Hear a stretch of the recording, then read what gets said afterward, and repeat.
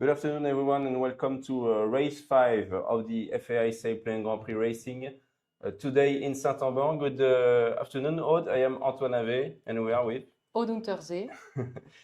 So a great race 5 ahead. Honestly, we've had an off day, rest day for the pilots yesterday, and today is a racing day again. Shall we have a look to the highlights of race 4 2 days ago? Yeah, definitely. Let's go.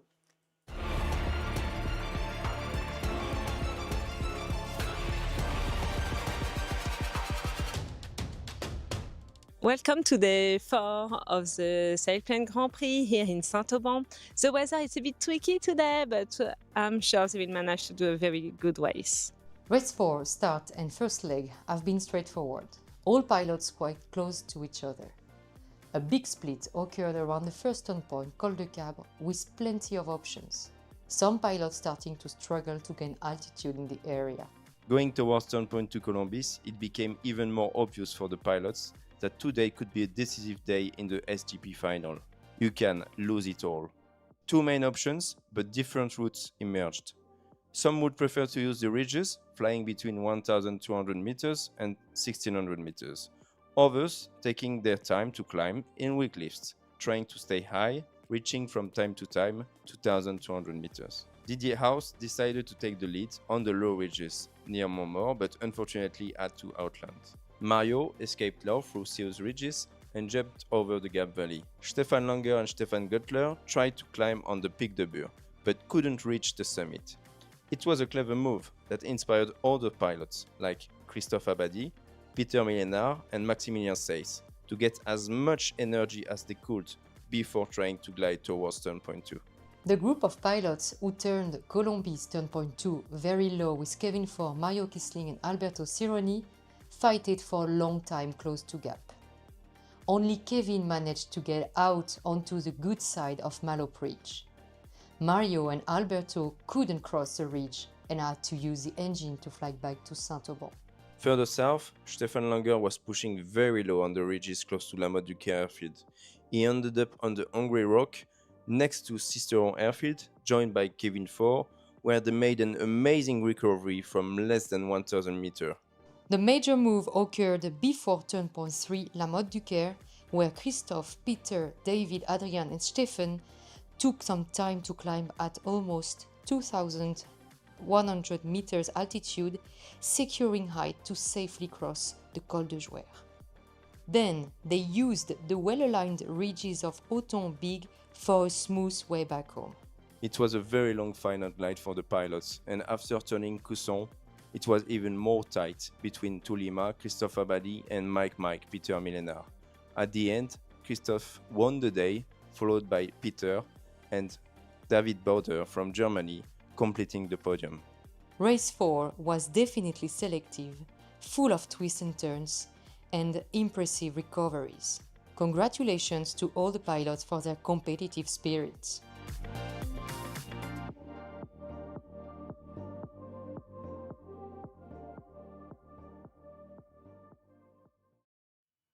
Welcome back in live here in Saint-Auban. We're going to have a look now at the results from race 4, and then we'll have a look at the overall results before this race today in the Alps. Yeah, so let's look at the result from the race from the day before yesterday.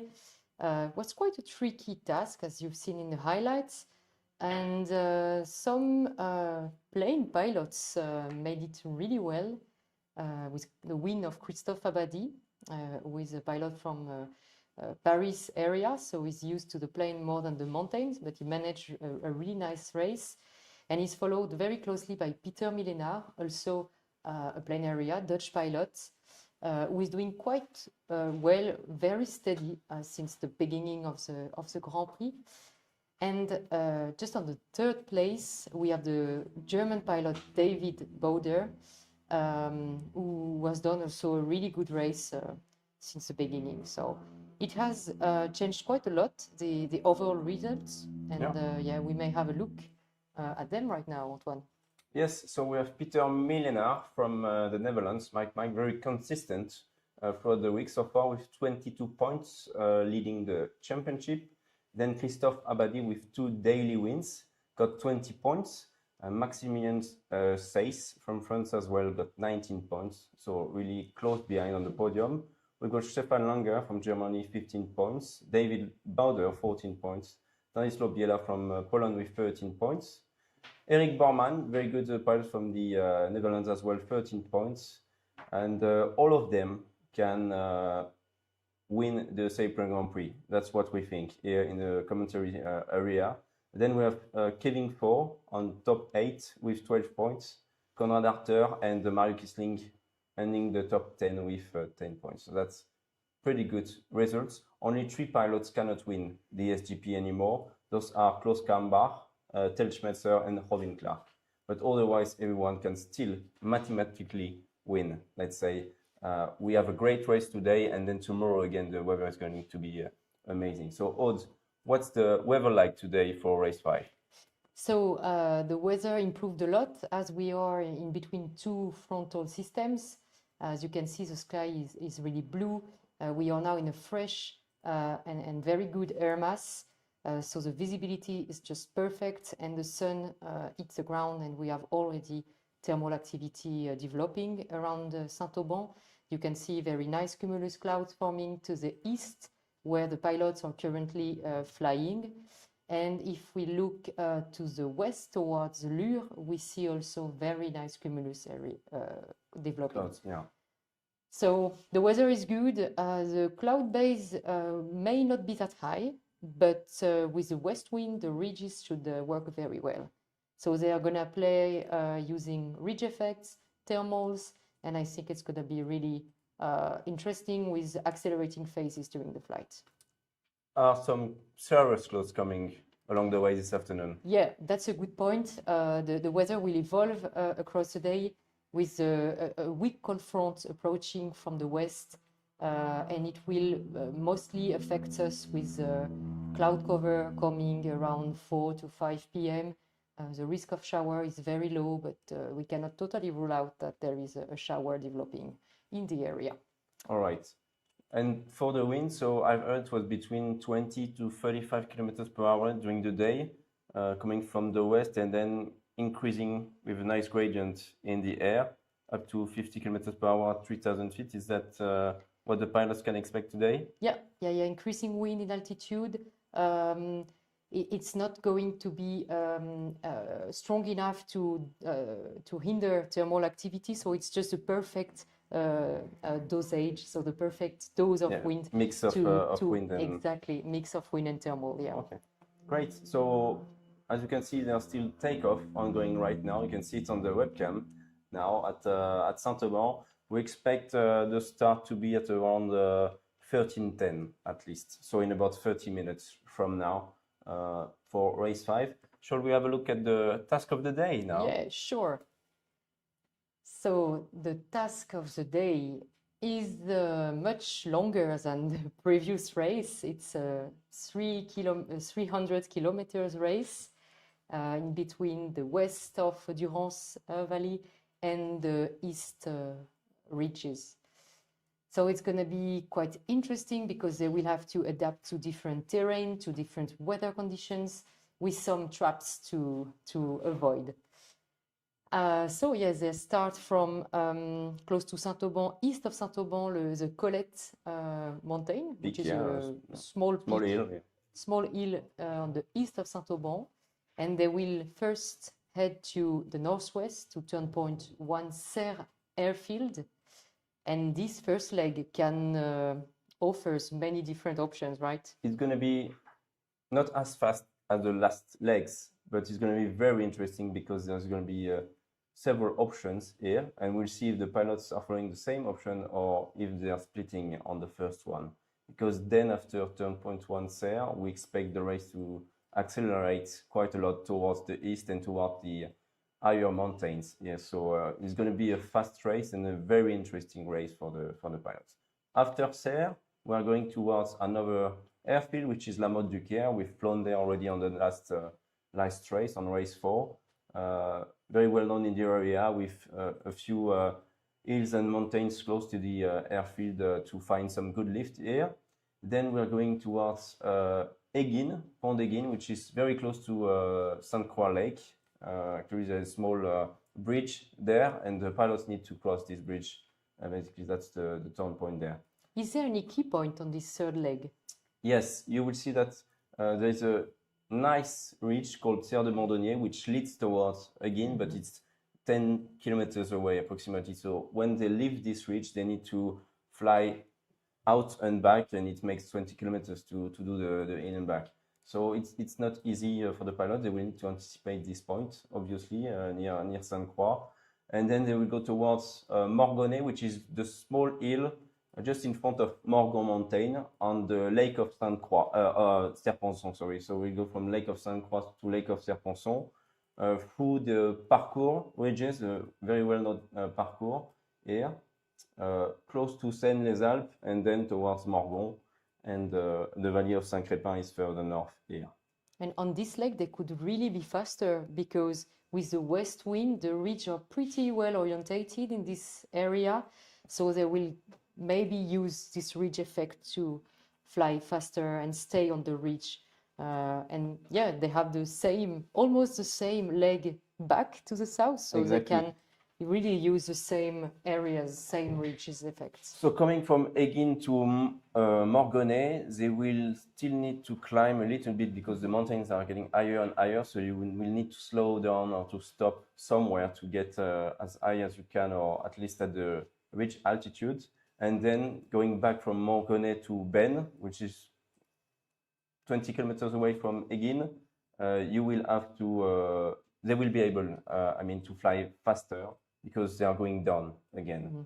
And then we're going towards Saint-Auban. What can you say about Ben Mountain? Where is it placed, and what do we have here? Yeah, Ben is a strategic point in between Cousson to the north and Serre de Mondonnier to the south. It's usually a ridge where you can find a thermal and climb quite high. But if they manage to climb before Ben summit, they will definitely be already on final glide and they can just fly straight. All right.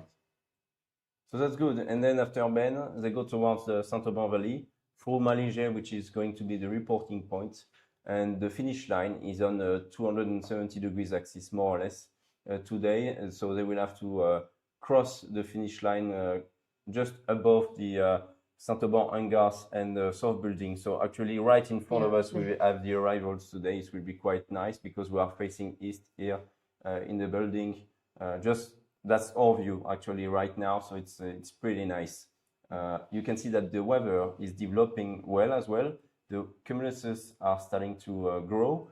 There was a small wave system in place near Lure and near Vinon 30 minutes ago. And I think it's going to get cut throughout the afternoon when the sun is going to be shining with more energy and so on. So the weather is going to be interesting today also. Yeah, definitely a lot of different energies to play with. And it's interesting on this webcam image, you see the last turning point, the Ben Mountain. We can see it at the bottom. It's the crest, the highest crest you can see on this image. So we see that there are a lot of cumulus clouds on the way home and in Ben sector. And actually, the sky is looking nearly like this in the whole eastern area of the task. All right, maybe we should have a look at the grid work. And I think today we are with India instead of Claire. I think it was one of the first grid work for India. So let's have a look now. Welcome to the Sailplane Grand Prix here in Saint-Auban. We are in day 6 and race 5. Anything can still happen today that will impact the results for tomorrow. Today we are having great weather, and in the afternoon it will be a little bit more unstable. That's why we're taking off so early today. So let's have a look at who is in the grid. We can ask some questions. I see Arne here. We can ask him some questions first. Arne, how are you? I'm good.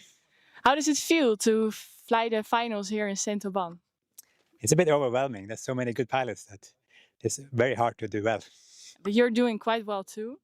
Well, You're out of the 0 points club at least. at least that's, yeah, I can imagine that must be good for you. that's good. have one good day, and then the others have been a bit more not as good. You told me you are his virtual champion, actually. You told me you did a lot of the tasks here in Saint-Auban from before, right? Yes, I practiced all the tasks from the previous Grand Prix final there. And today is a pretty standard task, I would say.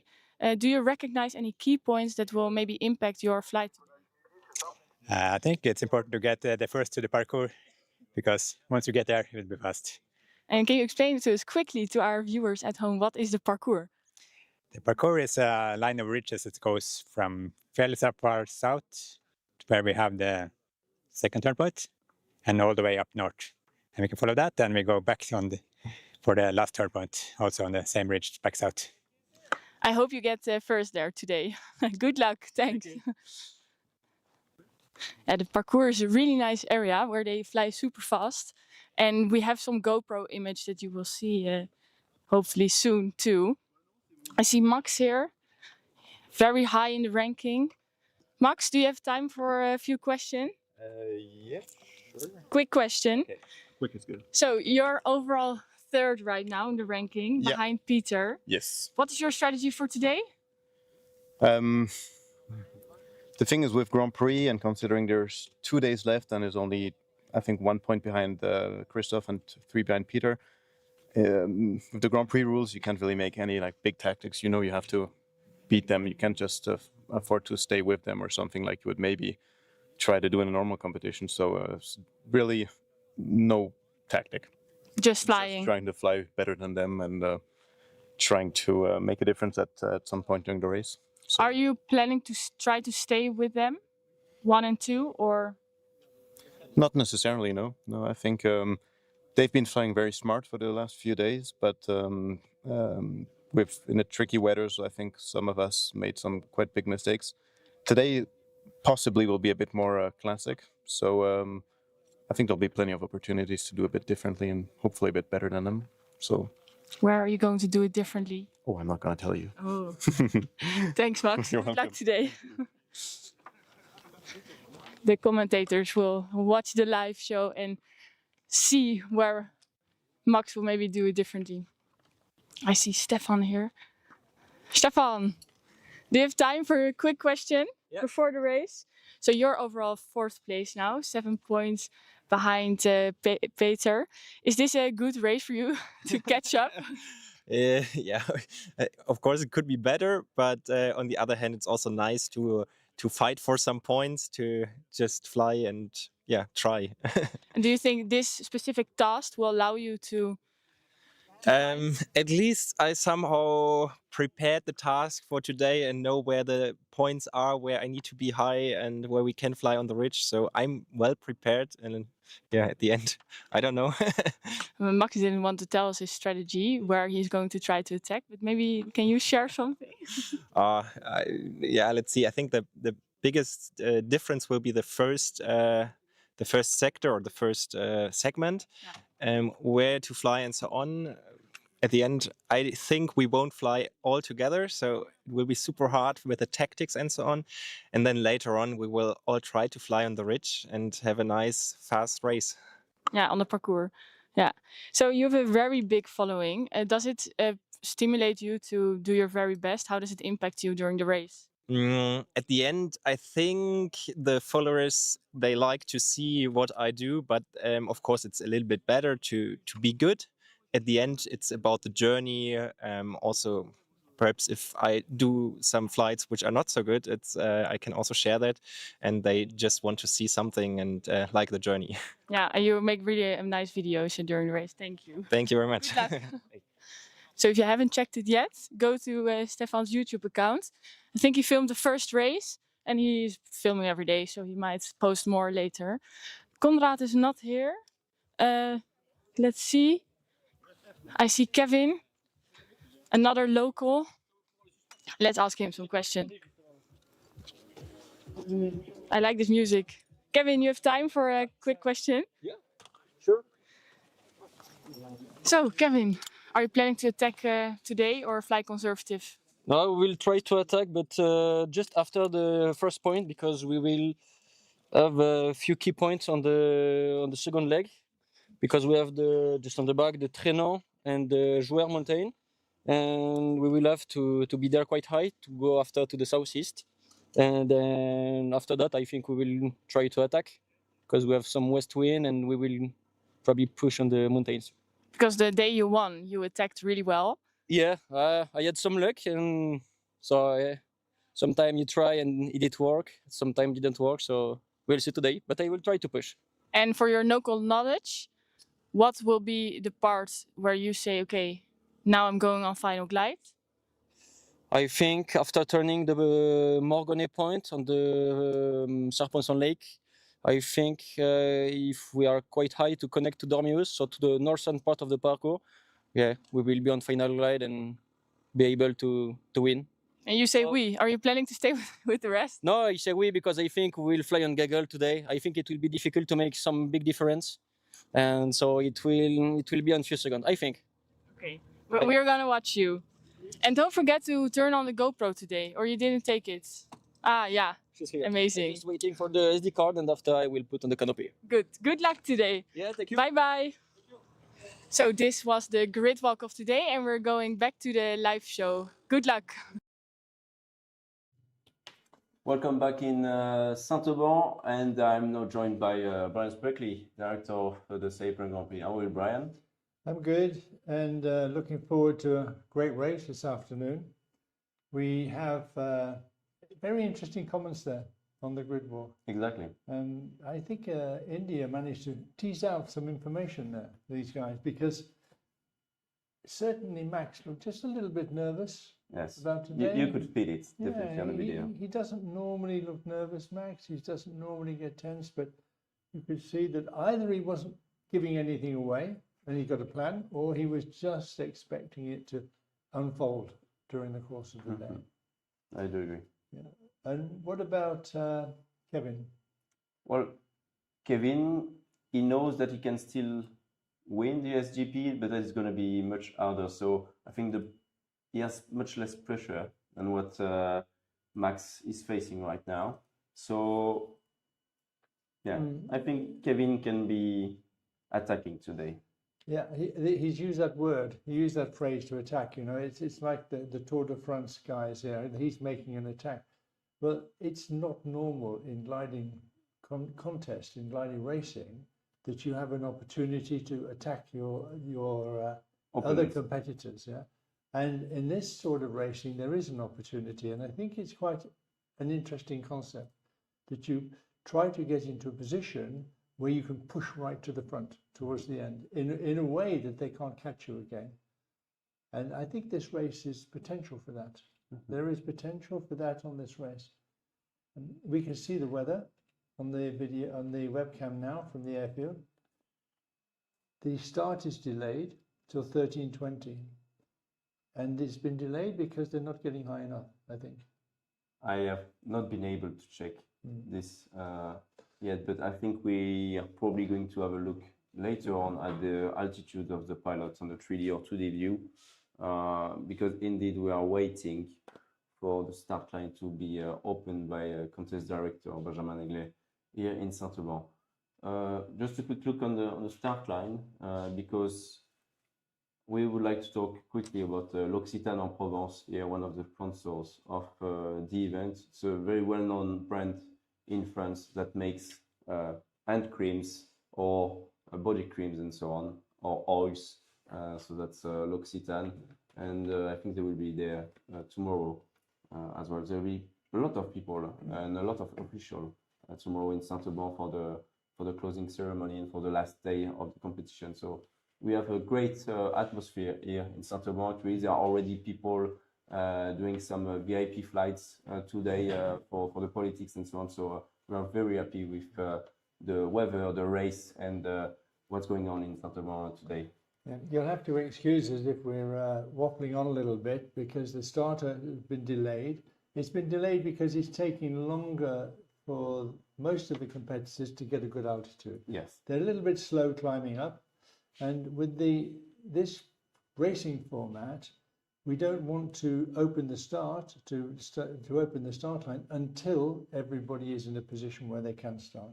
And it's a little bit like Formula One, you know, when they go around the warm-up lap and somebody doesn't come back, well, they normally will wait for them to come back before they start. So we're waiting till everybody gets a good altitude. They're beginning to get to the start altitude now because the maximum today is going to be, I believe, 2,000 meters. I think it's 1,800. I think I think I That's managed good. to- It has to be confirmed. Yeah. Yeah, 1,800 Yeah. so far. So Pyrenees. that means we want to see everybody, if we can, above 1,800. And the first ones to launch, they didn't find such strong lifts, so they had to go and search it out, and now they're no longer so close to the start line. But we can see now that most people have climbed up to 2,000 meters, and it's beginning to look good. It's beginning to look like we'll have a good, clean start. We can see two different things here on the 3D view. We have the pilots who are next to Lure, and we have the pilots who are on the other side of the valley, on the east side, who are kind of struggling. It's getting better near Vomas, but I see Gintas Lima Zulu here struggling behind on the lee side of the Vomas here. So it seems not to be easy to climb in this area, or at least it was not 10-15 minutes ago, because as we said with Aude, the wave system is in place in Lure. It is in place in near Vinon as well, and it needs to decrease so that the thermal activity are getting better on the Vomas mountain. It's being very impacted by the Lure system so far on Vomas. When Antoine's talking about the wave system, it's a form of energy, it's a type of lift that's created by the air flowing over a mountain. And it's very useful for us as glider pilots to use that system, but if you're relying upon thermals to climb up, sometimes that energy created by the air flowing over the mountain, the wave system, can interfere with the thermals, and it makes it more difficult to climb up from low down. Mm-hmm. And we saw the first ones this morning weren't climbing on the mountain, they were climbing more into the valley to get the altitude. So that confirms that something different is happening at the moment. I think there's always a bit of tension in the air for the pilots when they're waiting to start. They have the problem of getting up, getting the altitude, but once they've got it, they need to find the right psychology. They need to find the right preparation when they're hanging around for 10 minutes before they can go. Mm-hmm. We can see that David's quite high now, and Alberto, they've all climbed up pretty good. And I think the last ones to take off were Oscar Tango there, and he's climbing up pretty good now, so he should be above 2,000 meters. There's still 20 minutes to go to the start. Maybe we could just talk a little bit about one or two of the competitors. Yes, for sure. Like Tils, for example. Tils is still in the 0 Point Club. Telschmidt from Belgium. So he's flying in Keheuvel, I think. Tel. He's a very good pilot from Belgium, one of the best for sure. He's flown 1,000 kilometers from there. So from Belgium, that's no mean feat. Yes, that's a hell of a flight. Yes, to the south of France. Yeah, and he said that's a flight he'll never forget. Tils. And if anybody who could fly 1,000 kilometers out of Belgium to the south of France, it's going to be living memory for him forever. Exactly, and you know he's using Condor as well from time to time, and he's been using Condor for the last 2 months actually, and flying at least 2 hours per day in the French Alps in Condor 3 to train for this particular event, for this World Final in Saint-Auban. So using the virtual tools can really help you to discover the area if you're not familiar, or to improve your knowledge of the mountains around Saint-Auban, how it works with the wind blowing from north or south or west or east direction. So it's very interesting to try this out. And Condor is a virtual sailplane platform, or exactly. How does that work? Yes, so that's a simulator. You have the most common one that a lot of people know is Flight Simulator, Microsoft Flight Simulator, but we do use Condor 3, so Condor Soaring. For the virtual, it's much better for gliding. It's very accurate, and it's I mean, the flight models of the sailplanes are really good, and you can really train your pilots as well in real life to train before flying the first few flights. We had a talk with René Vidal, who is coming from Chile, where we'll have the next final in early 2028. And in Chile, you need to pass your first exams, your first test on the virtual gliding on Condor before being able to fly in the real skies. It really helps you to develop your basic skills when you're training for the first time. Yeah, is the weather model good in Condor? It's very good right now.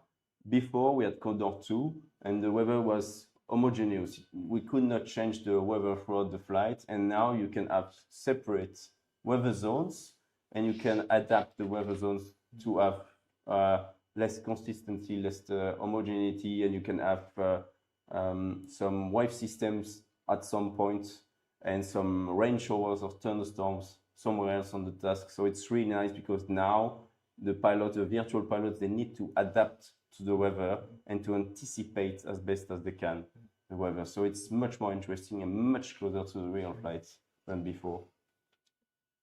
The virtual gliding project really is enabling people in countries where there isn't normally any gliding to participate and to enjoy gliding. And do we get much feedback from those, countries like India, for example, or China? Are they involved in this? Yes. So far, India, it's been a bit difficult to find pilots there. We need to make more promotions there. But for example, in Asia, we've had Chinese pilots competing, Taiwanese pilots competing, pilots from Singapore as well, and from the Arabic Middle East, we have quite often some pilots from Etihad or Qatar flying the races, virtual races. So it's quite good. We are lacking a bit of pilots from Africa. Only a few from South Africa or from Morocco, for example. But we would like to have more pilots from Africa, obviously. In South America, it works really well. Argentinian pilots are flying a lot on Condor, Brazilians, Chilean, some Colombian pilots as well. And then obviously in the US and in Canada, we have a lot of virtual pilots as well. So it's really good. And just like in the real sport, the European pilots is the biggest community. So they're trying to get more people from the other continents as well. It is quite interesting because we have a delegate for India in the FAI, and he tells us that there is an interest in gliding in India, but they have a big problem for things like controlled airspace and regulation.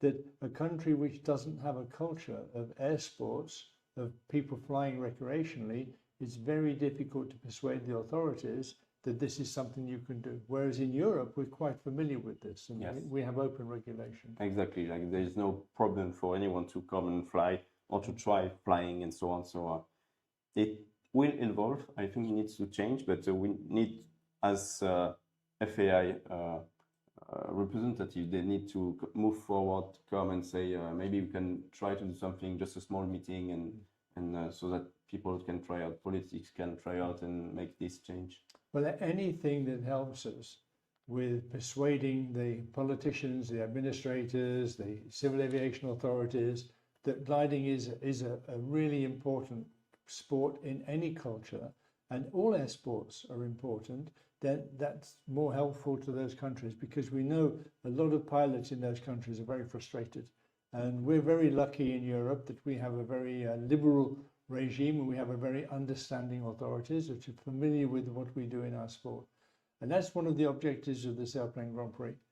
It's to show how it works and show how the sport works, so that people outside can look and say, hey, you know, this is really interesting. These guys are really competing hard and racing in sailplanes in the air on their own. It's a fantastic concept. Only glider pilots really understand it. It's very difficult to explain, but we try to show you. 14 minutes to go to the start. Yeah. Beginning to assemble in the right sort of area. Almost everybody now is above 2,000 meters. Which is quite good. It looks good for the start. Some pilots have been able to try the west side of the track, others east side of the track.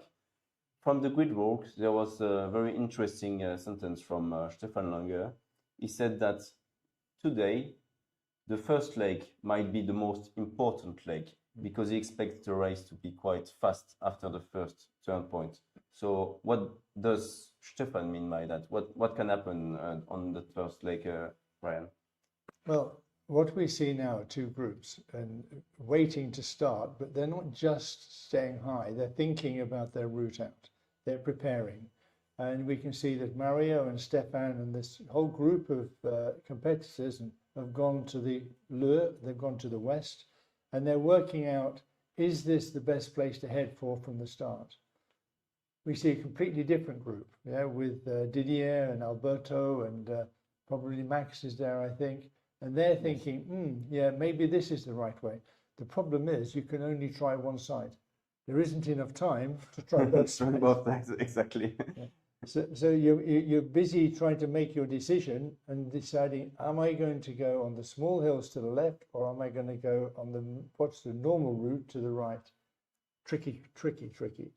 We might see quite a split here, but then again, everybody might go the same way. Yes, because the tension is very high, and some pilots might want to stick to other pilots. Let's say maybe Max would want to stay close to Christophe and Peter, even though he said that he wouldn't do that. He might want to stay close to them to then beat them only at the very end if he has the opportunity to do so. One thing very interesting with the west waiting point here is that those pilots have a clear view on the valley towards Serie. They have a clear view towards the next ridges on the west side of the Durance Valley, and they can see if there are nice cumuluses here. But the pilots on the east side of the valley of Saint-Auban, on the east side of the track, they cannot see all of that. So they are lacking information for the start, actually, to take the best decision. So whilst we're still waiting for nearer the start time and to see how people handle the start, we just go back to Tils for a moment or two, because we talked to Tils earlier in the week. And he said that his biggest rival in this competition, he thought, was Mario. He's not alone in thinking that. Yeah. Yes. His personal goal is he's happy with 0 points, but he wants to learn. And I think he's doing that quite well. It's really difficult when you come to a Grand Prix final to adapt to it. Yes. And today might be the day in which he can use all that he's learned so far in the competition. It's funny, we asked the guys, do you swear when you're flying? Do you get angry in the cockpit? And his comment with this was he only really swears to himself when the guy behind him pulls 4-meter thermal and he's only got 2. Yes. So we all respond to that sort of frustration, and Tils is very honest to say that. To win is being the fastest. And being the fastest doesn't come in your first Grand Prix. It takes a couple of Grand Prix to get there. Exactly. And he's saying that about Mario, but he's actually a big fan of Mario. He just wants to beat Mario because he likes him a lot. So that's quite funny. We're gonna have a view quickly at the sky here.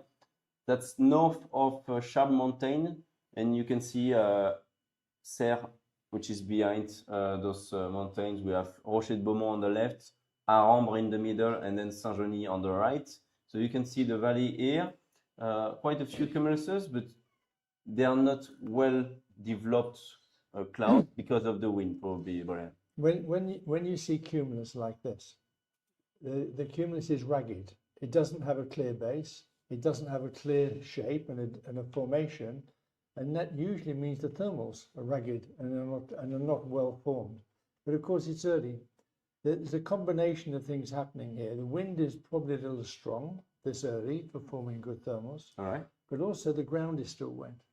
So a lot of the energy from the sun is being used to dry out the ground. It's been soaked up in the ground by the humidity. And as the ground dries out, the surface dries out, so the transfer of energy to the air will become better and the thermals will become better. And we will see much better formed cumulus. In fact, when we look to the east from the airfield, we can see much better cumulus now, much better than we saw earlier on.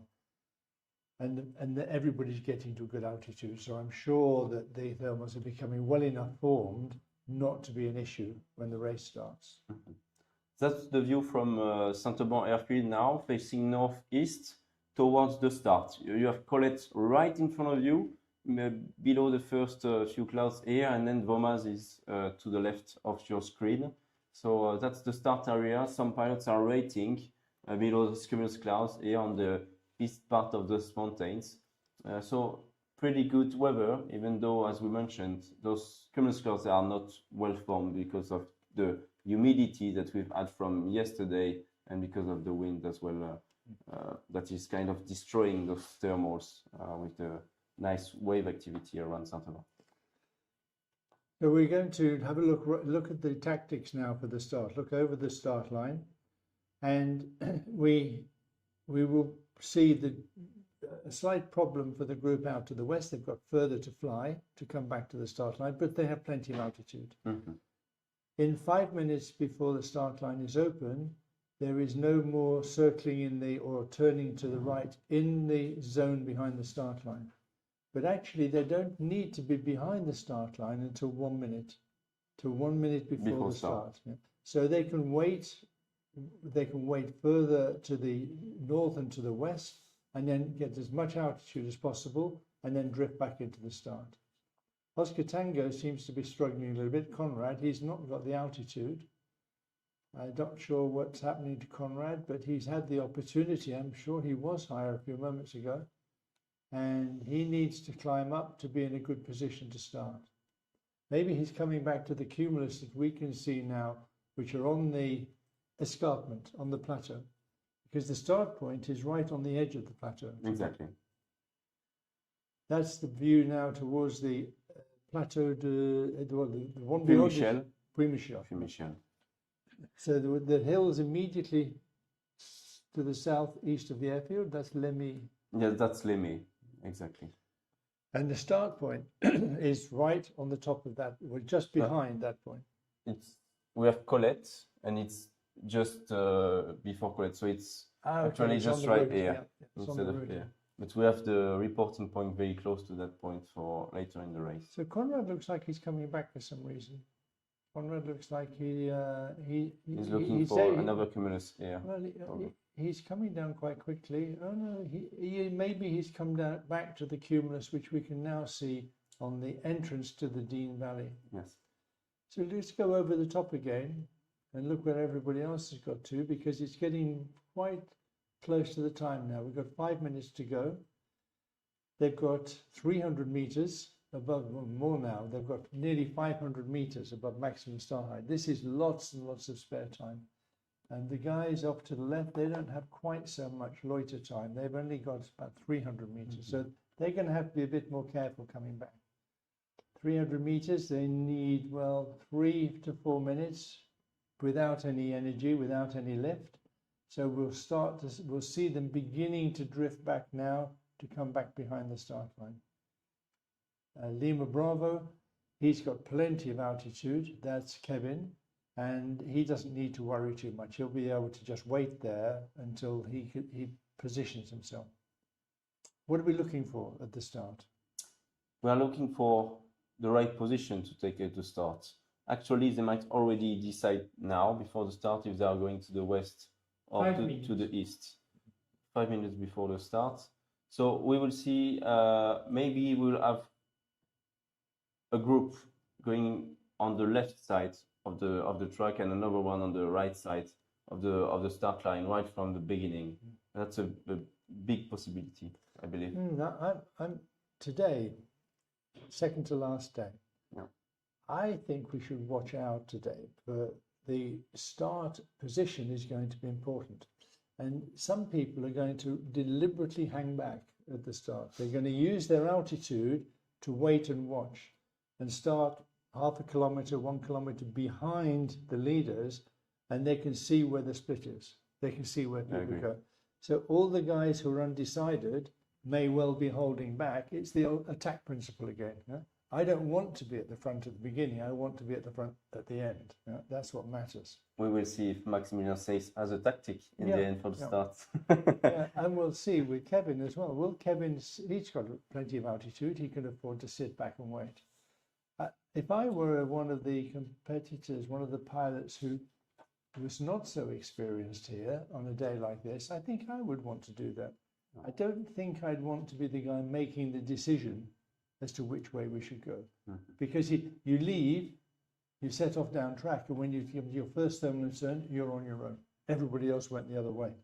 And that's a very lonely feeling, and it sets you back psychologically for the race, because you then begin to think you've made the wrong decision at the beginning. Max is coming back in now to the start zone. He's with Stanislaw Biela from Poland, and as well the German pilot Björn Gitzel. We'll talk about Björn during the race as well. And Peter Milner is behind with Christophe Abadi. So those pilots, those leaders are quite close together. Stefan Langer, Eric Bormann, Mario Kisling right there as well. Stefan looks like he's in no hurry. I am constantly surprised how accurately some of the pilots can judge how long it would take to get to the start point, to get behind the start line. Exactly. They seem to be really good at arriving just 1 minute before. And just really good at arriving at the start line just at the right time. It's quite difficult when the start line's in an area like this, because you might fly through quite a lot of energy running into the start. And if you do that, then you're using your air brakes, it's trying to push your speed up, and you're trying to keep your speed down to 190 and not go above the maximum start height. Exactly. And that actually can be quite tricky. Exactly. And we've had quite a lot of questions on some of our social media the past few days about why are the pilots using air brakes at the start. And it's, as Brian said, because of energy management. You want to not have penalties. So you need to be below 1,800 meters today. And the ground speed is, it depends on the races, but it is 170 kph or 190 kph, depending on the days and so on. But you want to manage your energy, and you are using your air brakes to do so, and to make sure that you're not going to get any penalty, especially today when we expect a very close finish in between the pilots. Every second matters, so no penalty for those guys is very crucial. So Conrad didn't really climb up. It's beginning to look like Conrad might not have a maximum altitude start. He's not going to find something strong enough to bring him up to 1,800 now. Yeah? Kilo Whiskey, he's coming in to start. Everybody's now beginning to position themselves. 1 minute before the start. So everybody must be behind the start line 1 minute before. And it would look like the larger group are the group that came back from the Le. But Foxtrot Mike, he's hanging right back there. He's able to see what's going on. Adrien, yeah, he said he was going to ridge saw his way around. Yes. Yeah, he wants to fly and to make a very good flight, I believe, Adrien Henry today. If he's already decided where he's going to go, and if he's going to ridge saw, he doesn't need to hang back because his decision's made. It's very interesting now. We are 20 seconds away from the start, and we have two gaggers, a main one with the leaders on the left side of the start line, probably willing to go to Lure, 10 seconds before the start. And another group is on the right for the ridges. 5, 4, 3, 2, 1, go. The race is on for the pilots. So we'll just watch that view for a moment, Seb, because we want to see who's at the front and who's at the back. Didier's not hanging back, but Didier's not at the front at all. Hotel Charlie, well, the Hotel Charlie, Delta Charlie, you can see these guys saying, okay, I'm not sure which way to go, I want to watch. Stanislaw, he's made his mind up, and Stefan, looks like they're going west. Alberto, Fox Mike, we've got a bunch of them, Adrien, they're going to the right. Great, this is going to be really This is going to be an exciting first leg towards there. So if you're in Didier's shoes now, or Oscar Tango there, if you Conrad, which way do you go? Do you go with the left or the right? I can't make a decision. Can we just zoom out a little bit? Yeah. The ones in the middle, they didn't choose yet. I don't know what to do. Well, Kevin said he was going to reach, so he was going to stay with the group and then race right attack on the parkour. But he's chosen the group going to the left. I can't quite see who's leading that group to the right. It looks like Adrien Fox Henry. Yeah, Adrien is there. Alberto and 2 X-ray. He's Christophe. He's been at 2 X-ray stills. He's still Where, there. where did Christophe go? Which way He went did to Lehmann? the left, towards Lure with Peter Millenard. I think it was crucial for him to stay with Peter Millenard. He's behind Peter. He started a little bit lower than those guys. So it looks like the smart money with Stefan, Mario, and I think Didier's in there, are all heading off to the left side.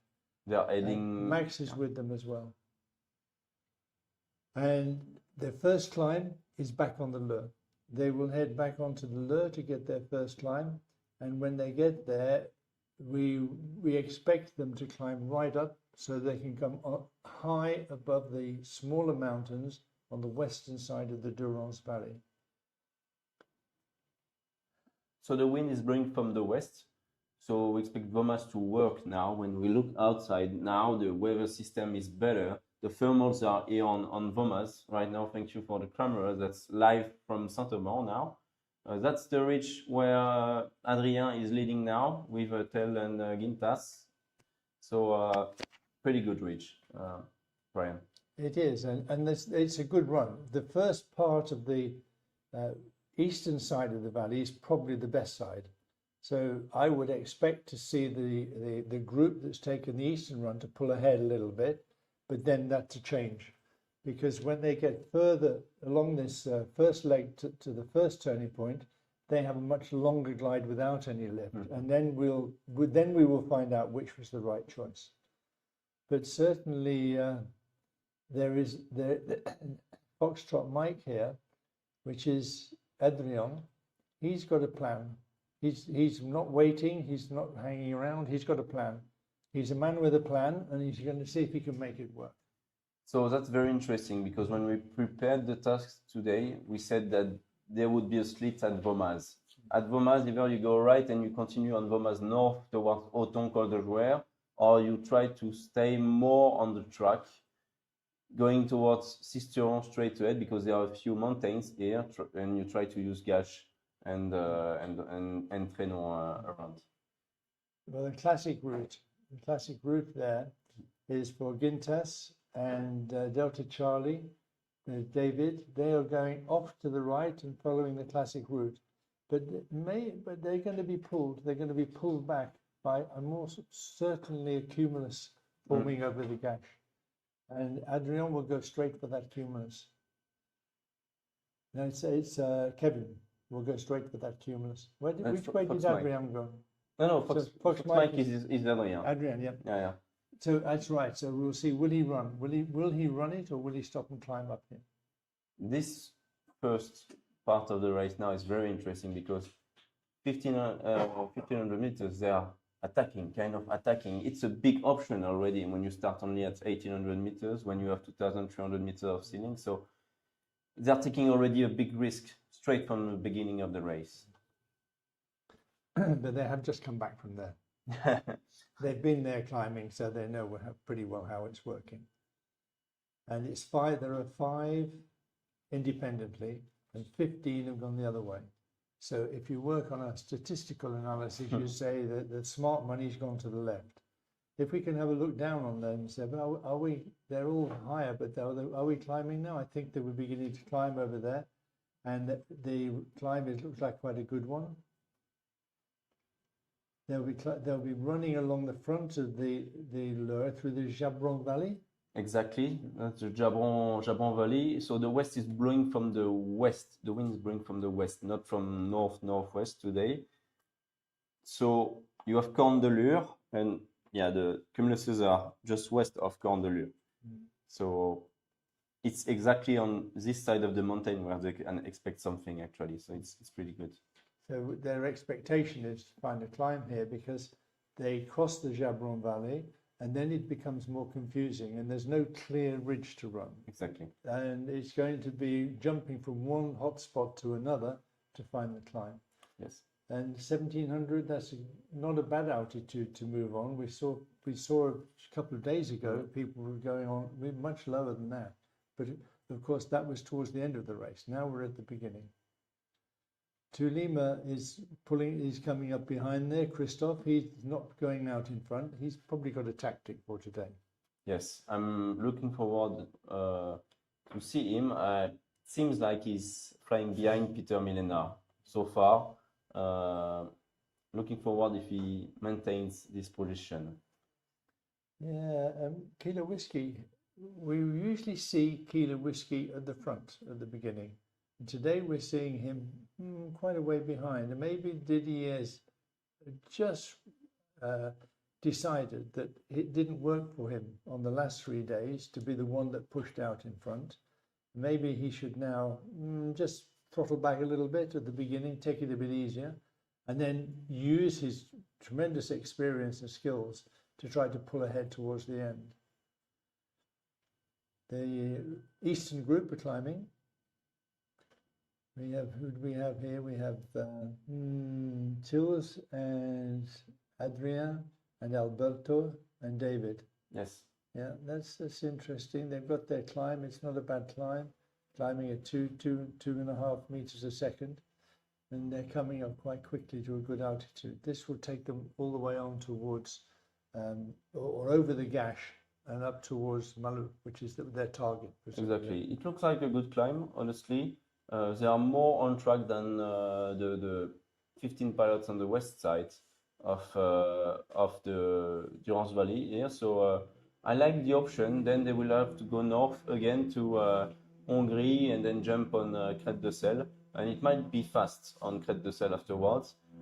The good thing when you come from the right option here is that you will be able to understand a bit about what's going to happen between turn point 1 and turn point 2. It's going to be a way in and out for those guys. So they will have an advantage against the first group on the left. I think that Aude and Antoine explained before the start that this first leg is critical on this race, because there is the only place there's any real option to do anything different. And being at the front when you come out at that turning point 1 could be quite an advantage, because after that it should be pretty straightforward. It's only a technique issue, not a tactical issue. Exactly. This is going to be a fast race after turn point 1. David didn't catch it. David didn't catch the thermal. He's had to go on. But the other guys are all pulling themselves back up there. On the edge of the Gash, are they there, Antoine, I think? Yes, they are just on the southern part of Gash, which is not as good as the north part of Gap. But when wind is blowing from the west, so we'll see how it works here. It's a bit special today for this ridge. Yeah, for those of you who have not done much flying in the mountains or in this region, it's counterintuitive that the south side should be not as good as the north side when there's wind southwesterly and the sun's in the south. But it's all to do with the way that the valleys warm up and the air flows around the valleys and flows back up into this valley near Sistron, and will be pushing up the north side of the Gash, even though we have a slightly southwesterly wind. Exactly. Very confusing when you first come, but once you're used to it, it's pretty obvious. Mario's up to 2,000 meters. They've climbed really well here. Actually, they've climbed running a little bit. They've been able to gain energy whilst they've been running along. And they've found themselves maybe a small convergence or something like that that's working well. When we look at the webcam, when the view to the southwest again, nothing really obvious, but well, there's plenty of cumulus. Could be just a slight wave influence there, maybe. Maybe they're getting a little bit of assistance from a wave influence, allowing them to run without climbing. Yes. Stefan's not well out to the left, but they're pretty much one group. They look like they've decided they're pretty much going to fly together. And I would have thought that the group is going to be pulled along by Stefan Gürtler and Stefan Langer. Langer. Yeah, both of them. They're a bit ahead. They know that everybody else will hang back. They know that people won't push out in front yet, not at this stage of the race. Max is in there with them. Mario's in there with them. Stanislaw is in there with them. Eric's with them. These are the top pilots. This is the top group flying together now. Cat and mouse? Mouse and cat? Who knows which? Who's going to catch who today? Yeah, I'm looking forward to see what's going to happen on the parkour. Honestly, as you say, it's going to be very technique after turn point 1 for the pilot. But actually, with the cumuluses that we've seen on the previous view on the webcam, I believe it's going to be very tricky as well. It's better to be a group to find the best thermals here. So just to update you again on the weather, the wind is mostly westerly at altitude, but it's also blowing south and southwesterly up the Durance Valley. So the area that this large group are flying on is in an area where none of the ridges are orientated to the west. And so to find an area which is good, you have to look for the places where the westerly breeze will meet the south breeze from the Sistron Valley. And today it should be marked by cumulus. It shouldn't be too difficult to find that lift today. In previous days, it's been blue. Yes, exactly. I believe the pilots are quite happy flying in a good sky like this with nice cumuluses. And of course, they're staying higher than they have done on the days when it's been blue because you don't have the problem of missing a thermal. You can see them, you can see where the energy is, so you can move along with much less energy loss between the thermals. So Leo and Adrian are going together. Alberto and Adrian are going together. Alberto's keen to rig short. He doesn't mind. He's quite happy to do that. Are they heading straight for Maloup here, or are they heading towards straight towards Celle on the track? That's a really big jump, isn't it? That is a very ballsy, as they say. They're relying totally upon ridge lift on Celle. Yes, but now with the western winds, I believe that we have cumulus clouds coming from Saint-Genis, flowing towards the valley, and that they want to cross here before going to Crête de Celle. I believe that's what they see in the sky right now, with the webcam we've had previously. What's interesting is none of this group are in the in a point situation where they could take the lead. So they are all below 6th place. They would love to have a good day and win the day, but it's a long way to go yet before they make this turning point before the big group, because it's going to be pretty tight, I suspect. Yes. I suspect we won't, in the end, we probably won't see a great difference between the two. The Kilo Whiskey Didier, it's quite interesting to see his change of tactics today. We've never seen Didier flying behind the gaggle in this competition. But he landed in a field. That's something he doesn't do very often. That's a big setback for him. Yeah. How often does somebody land in a field flying from here? Not often. No. Apart from the juniors a few days ago. Yeah, people occasionally land on airfields. Yeah, but it's really rare to land in a field. It used to be more common when the glider performance was much lower.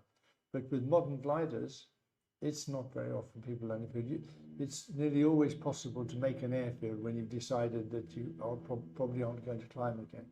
Exactly, and in this area, in the Saint-Auban region, you have an airfield every 10 to 20 kilometers. So usually you can find a spot if you need to land out somewhere very safely and be retrieved by an aero tow and so on. So it's a really good area to fly or to begin flying in the Alps. So we have this mountain on the left side with the beautiful volcano shape. Yes, that's Saint-Genis mountain, and the part that we use the most of Saint-Genis is the small northwest part of Saint-Genis usually. And today I believe it's going to be used again.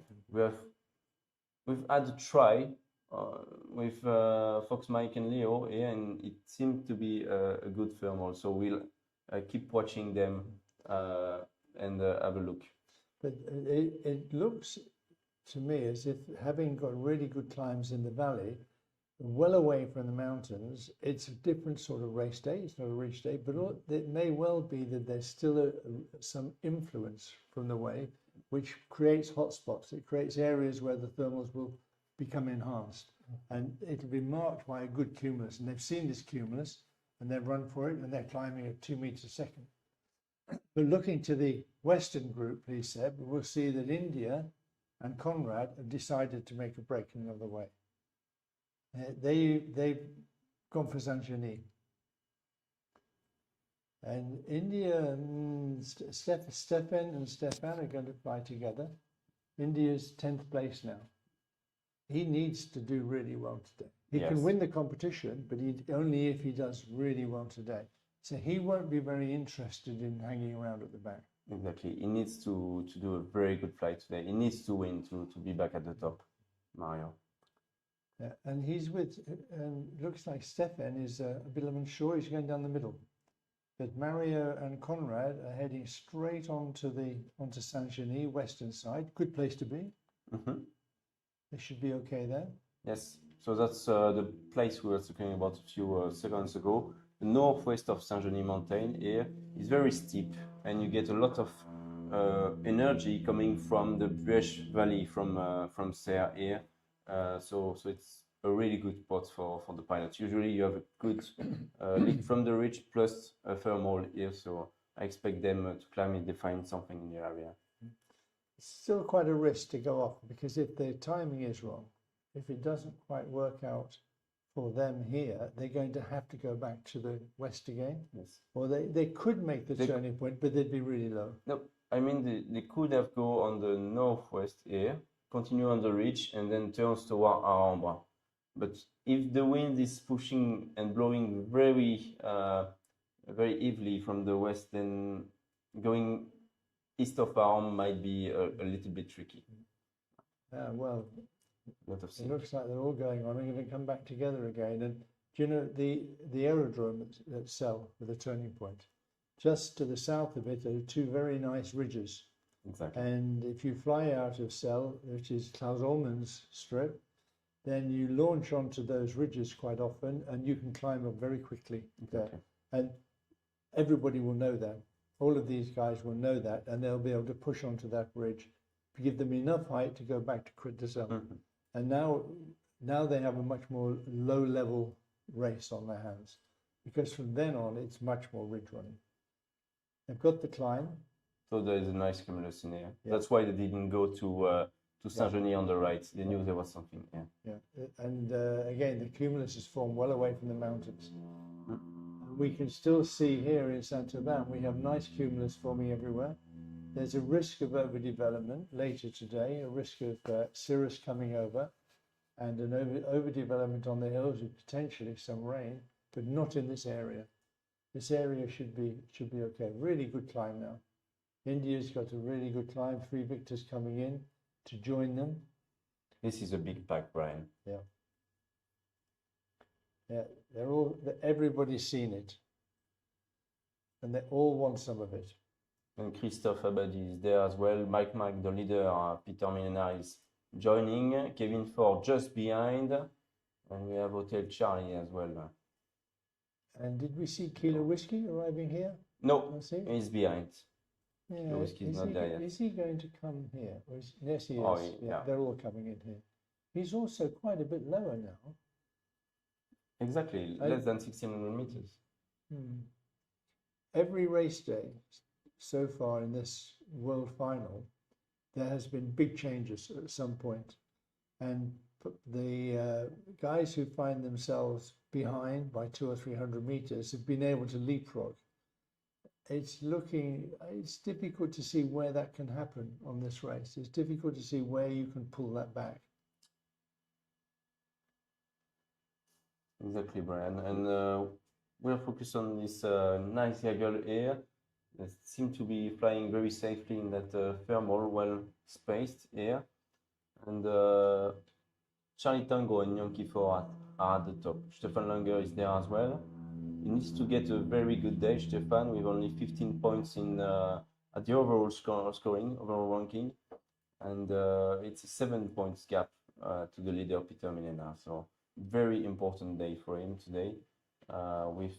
We've seen that with the interview with India on the grid, where he was talking about this first leg and a very important leg for the race today. Yeah, the climb here takes them really easily around the first turning point. Easily around the first turning point and away on the second leg. Leading by Mario and Conrad, and closely followed by Stefan and Stefan. Stefan and Stefan seem to be joined at the hip today. They seem to be pretty close. Yes, exactly. Do you think that they might have decided that flying within, they can't communicate because they must stay on the same frequency? But it looks like maybe they said, well, if I'm near you and you're near me, then maybe that's a good idea that we go on together. Max is very close behind, and Eric is very close behind. Quite a strong group here. Quite a strong group of top pilots in the same level. Stanislaw is with them as well. Lima Bravo tucked in there. Kevin.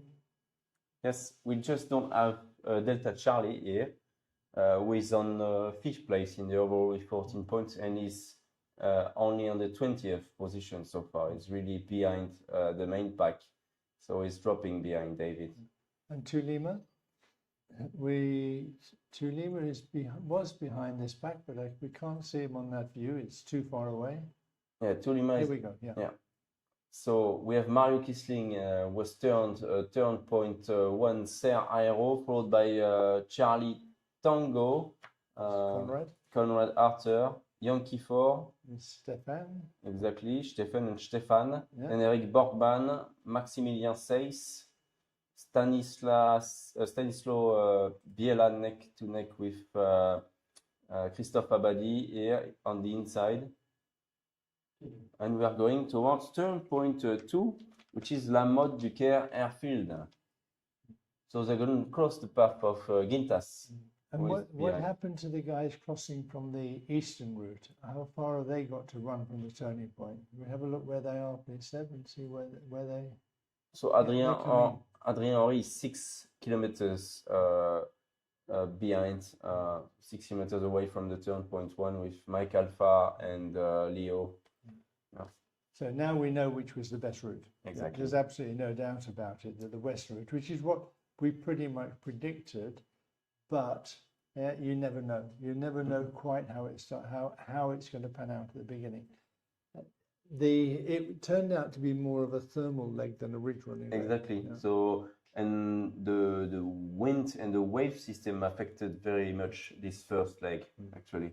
So if we come in behind Julia Golf now, and we just watch what Julius Golf's doing as he comes on the Crête de Sel. Yes. Yeah, and he with everybody in front. That's nice. So everybody will try to run this ridge to the end. And do they need to climb on this ridge? They don't need to climb if they want to go towards Col de Jouer, but they may have a good climb here because the ceiling is at 2,300, 400 meters around here. So it might be a good opportunity to go straight afterward if they climb towards La Motte du Caire and then and Col de Jouer without stopping anymore. Because if you don't stop here, you will have to slow down quite a lot between Malop and Col de Jouer. But they'll climb on Malou. I think they will climb here. Malop would give them a climb which would take them over Col de Jouer. So they could run this and just go straight off the end of this ridge onto Maloup and arrive not so high, but normally it's pretty reliable. Yes, but still I'm not sure about the wind direction on Malop, and I believe that if it's the west wind here, it would be better to climb now than waiting for later. So we see just reduce those ribbons a bit and we can watch the guys ridge soaring along here, and we'll just sit with that, maybe a little bit more to the right, Seb. So we got the ridge on our left side. We have Lima Bravo, Prix Victor, Stefan Langer here. Looks like a good ridge, right? Yeah, Conrad's in there having fun with everybody else. Stefan and Stefan, our double act today, they seem to be cruising together, and Mario's leading the way. Mario has really, he's a little bit like Didier. He likes to have a clear sky in front of him. Yes. He doesn't like to see it cluttered up with lots of other competitors to influence his decision. We'll just stay with them on the end of the ridge, and we'll see what happens when they fall off the end now. I think we're locked on to Mario, which keeps swinging us out of the picture there. Maybe we lock onto Sierra Fox. And they will cross path with David Boder, who is late, very well later to join turn point 1 right now. Yeah. Yeah, and Stanislas is good at the back. Kevin and Max, they're having fun. Yes, There's just the right number of gliders together. exactly. This is really good fun. Just 6, 7 gliders cruising together along the ridges. It's not too crowded. You're not worried so much about every time you want to turn, and you're with all the right people. Well, we have quite a nice race developing here because all of these 4 front runners are capable of taking the lead tonight. They're all in a position where they could take the lead, and Christoph needs to close up a little bit, and which I think he will. Yes, I believe he will. David's coming the other way, thinking to himself, maybe that wasn't such a good choice of route after all. But anyway, I'll carry on. Some Okay, regrets, maybe. You need to put the regrets behind you and move forward and try to catch them up again. Yeah. It's no good worrying about what you did wrong, only worrying about what you've got to do right from now on. Now we can see Malou. We can see the turning point, and the hill, if you could mark it for us, please, Seb, just before the turning point. This is Maloup here. Malop. Yeah, Malop, yeah, which they are expecting to get a climb Yes, to take them over Jouan. exactly. And the west part of Malop, there's a small ridge just after the valley, and it's called Tête de Boursier, and it works quite well with the west wind here. That's a So nice that's good. bit. We'll let them run into that. That's the valley going to Gap. Exactly, to the north here. And there's an airfield down the valley, but also there's controlled airspace, which they're prohibited airspace, which they cannot fly in unless they're going to land there. Exactly. Yeah. And so it's not really much use to anybody because nobody expects to land there. Mhm. When they cross this valley, what's the wind doing here? Is it blowing down the valley or across the valley, or? It's coming from the Durance Valley from the south to the north, blowing towards the mountain, the higher peaks here.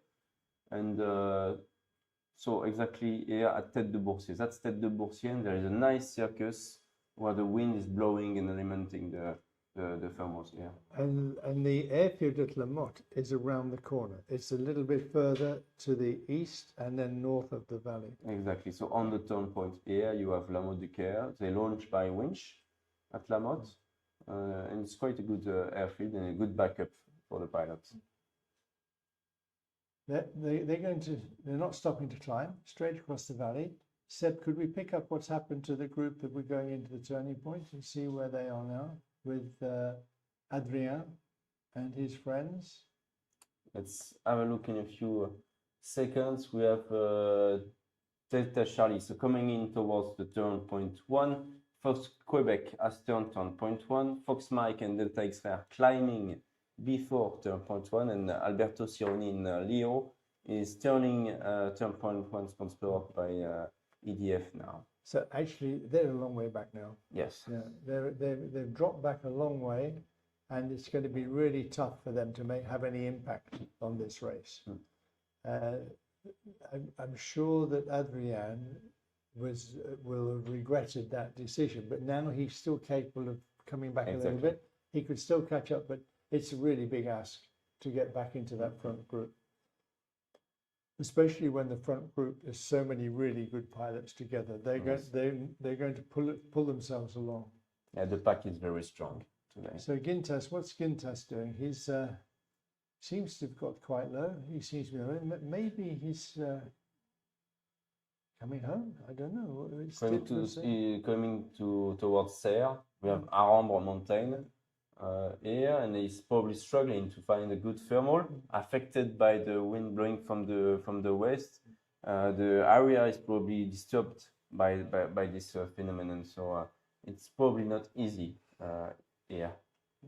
Gintas has got himself into a situation there which is a bit tricky, and the whole of this group are well pretty much out of the race. Really, they'll be really difficult for them to catch up on a day like this. We still have very good conditions, and it's unlikely that we have a met problem, a weather problem that will slow everybody down. And I doubt very much we'll have a ridge problem. I think there's enough left about. I do. You know, we have a nice view on the east side here of the valley of Saint-Auban towards the last turn points here. And the parcours, and you can see that the cumuluses are here. They are quite high, above 2,600 meters here. So we expect quite a fast race coming in. From Serie to La Motte-du-Caire, it was only 27 kilometers, and the pilots are about to turn point 2 in a few seconds. And then we are going to Egin, Pont d'Egin, next to a lake, the Sainte-Croix Lake, and we have 63 kilometers to go towards Egin. So it's a bigger picture, so we can just look at that and look at what the plan will be from here. La Motte.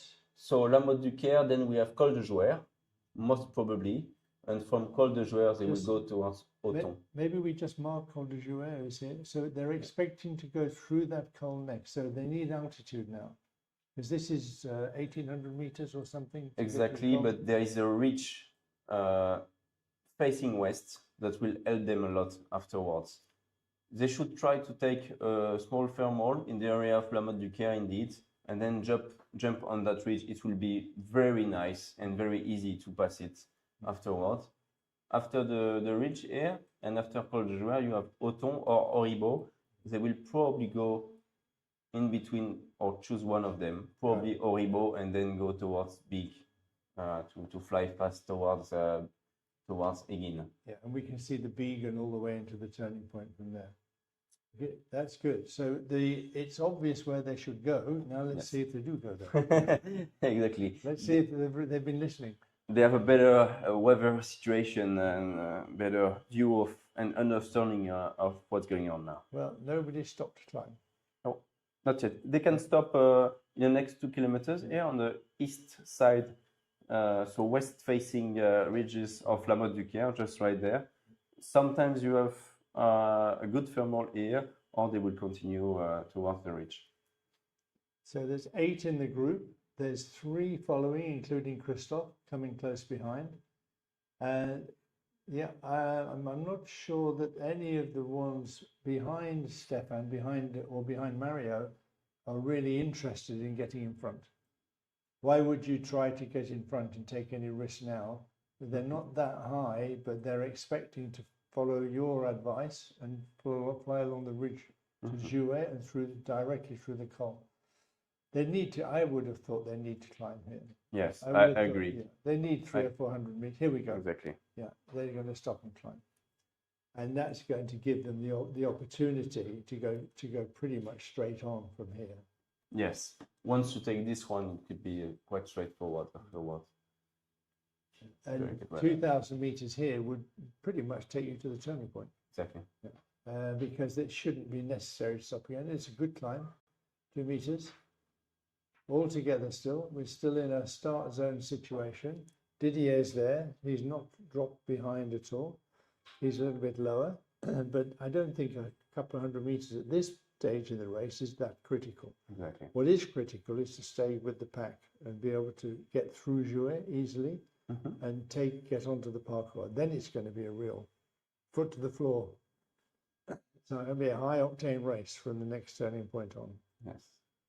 Peter Millenard, the leader, is the highest pilot of the thermal here, so that's quite good. He's fantastic. He's fantastic. He's been flying amazingly for the entire event now, so that's really impressive. Good job. It's amazing how Peter has just settled into this competition. He's smiling, he's comfortable, he's having a nice time. He's super happy. The guy is super happy on the podium and so on. It's really nice. And he's got the altitude. Now he can go. Yeah, 1,800 meters. That's enough for me. And he doesn't live here. I'm surprised. He said, let's go, boys. Come on, keep up with me. I'm winning this competition. Yeah, I'm surprised he didn't wait. Yeah, I'm surprised he didn't wait. You're on top of that thermal, and there's probably much more than 1,800 meters, so you can just wait. It's followed by Christophe Abadi now. And we have Born. He's been always every day somewhere in the race, but he's not always been in the points. He's had one problem every day, but he's been up there in the race with everybody on a number of days. We keep seeing Hotel Charlie turning up at the front, and he's there now, and he's having a good race. He's having a good competition. He's just not quite converting that into a lot of points.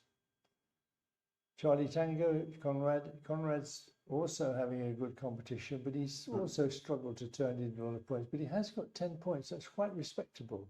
Exactly. Yeah, when you look at it, it's the same. It's the same Same as number of Mario. points as Mario. Yeah, so it's a pretty respectable result. Very good pilot, Conrad. He's qualified from the Grand Prix in Borås in Sweden 2 years ago with Klaus. And we hope to go back to Sweden next year. Yeah. We hope that Sweden runs a Grand Prix again. the national Grand Prix again, and that would be good. We're going to follow Mike along this ridge, Peter. He's on his own, and he's doing all the right thing, flying in the right place. He's at Coming up as he goes, 3 meters climb as he flies along the ridge.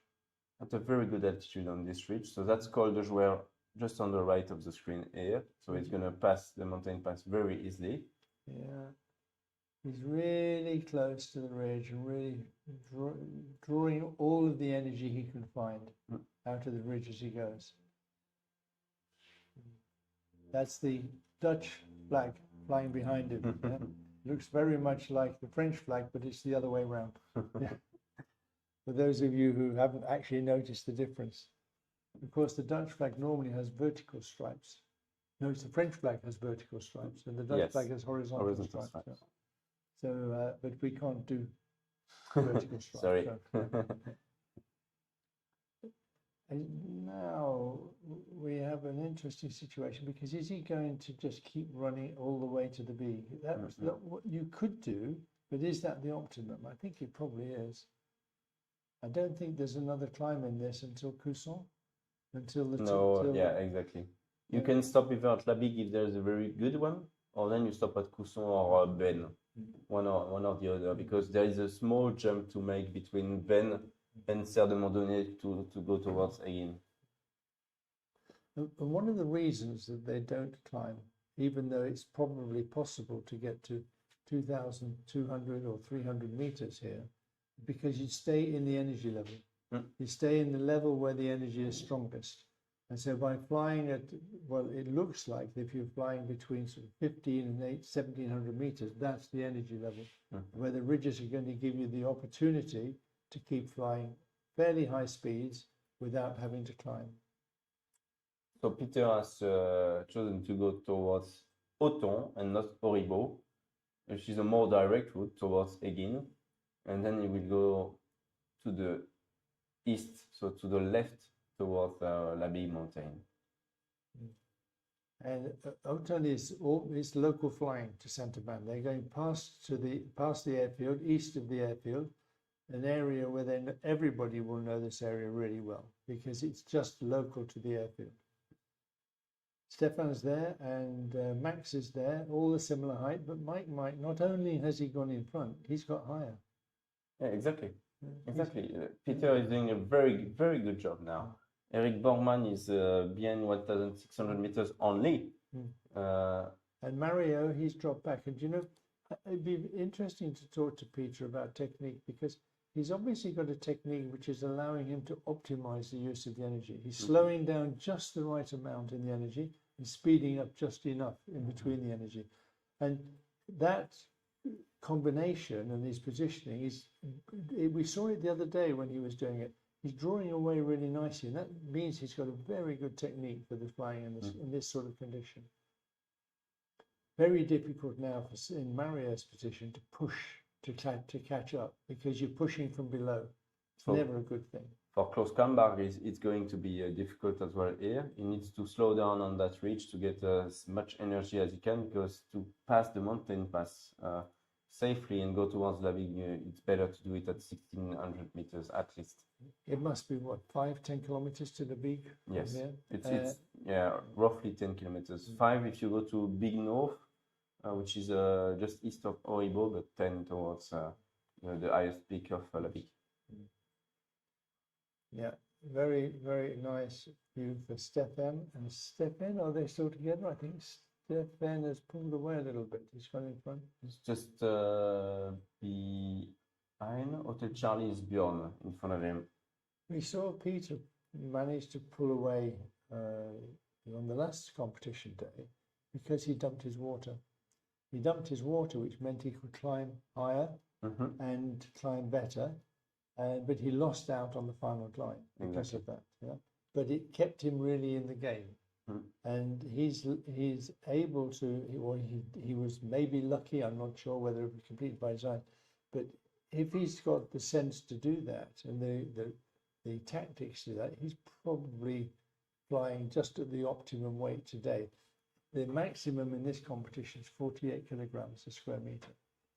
And they're all flying at the same wing loading, which isn't the maximum for these gliders and isn't the optimum for their performance, but it's a maximum wing loading which is chosen to give them the best handling characteristics of the glider when flying together in the mountains. Because they are flying much closer together in a casual gliding race, so it's very important. That's right. We've seen several times in today's race when they've been flying very close together on the hills.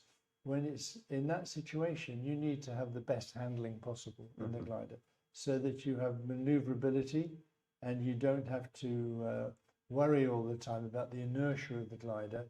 You can actually handle it much more nimbly and easily. Now they're actually doing, there's Christoph trying to catch up, but I'm sure that he's got the altitude. If he's not in the energy zone, he'll drop back a little bit. But he'll know where the energy zone is, and he'll know what he's comfortable. He's actually pretty much the same as Magnus.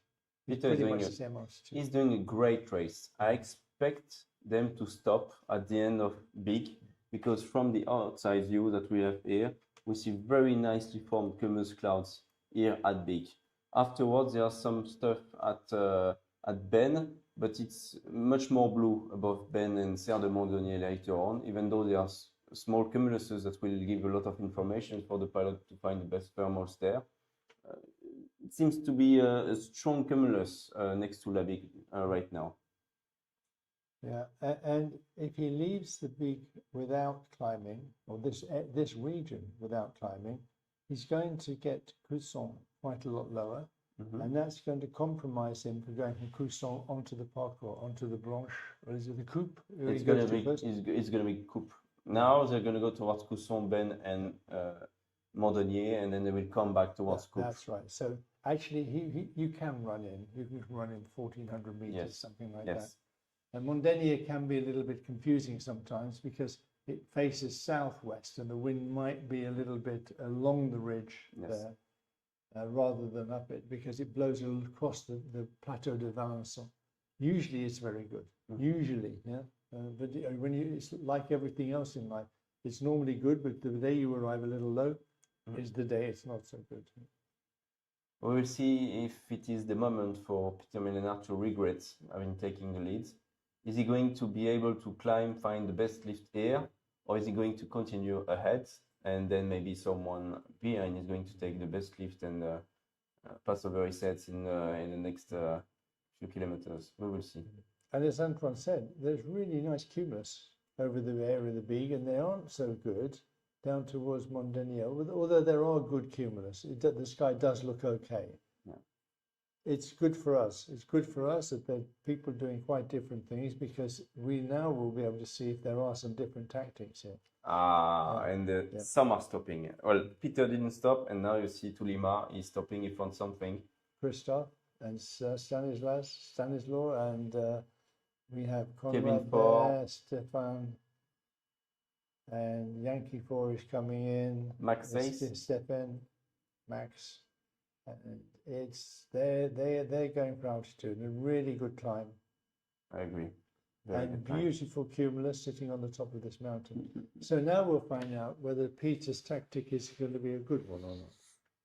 We'll have to give it a couple of minutes for this to unfold.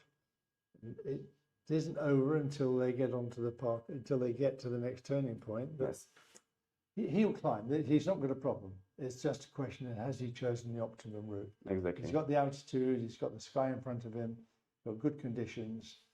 And we're now going to see what the difference is between the climb here and running on and just running on without climbing and keeping the low level into the next turning point, which is at the edge of the Gorge de Verdun. Whatever happens now is a highlight for the race. Yeah. I mean, now there is a breakaway between Peter and the main gaggle.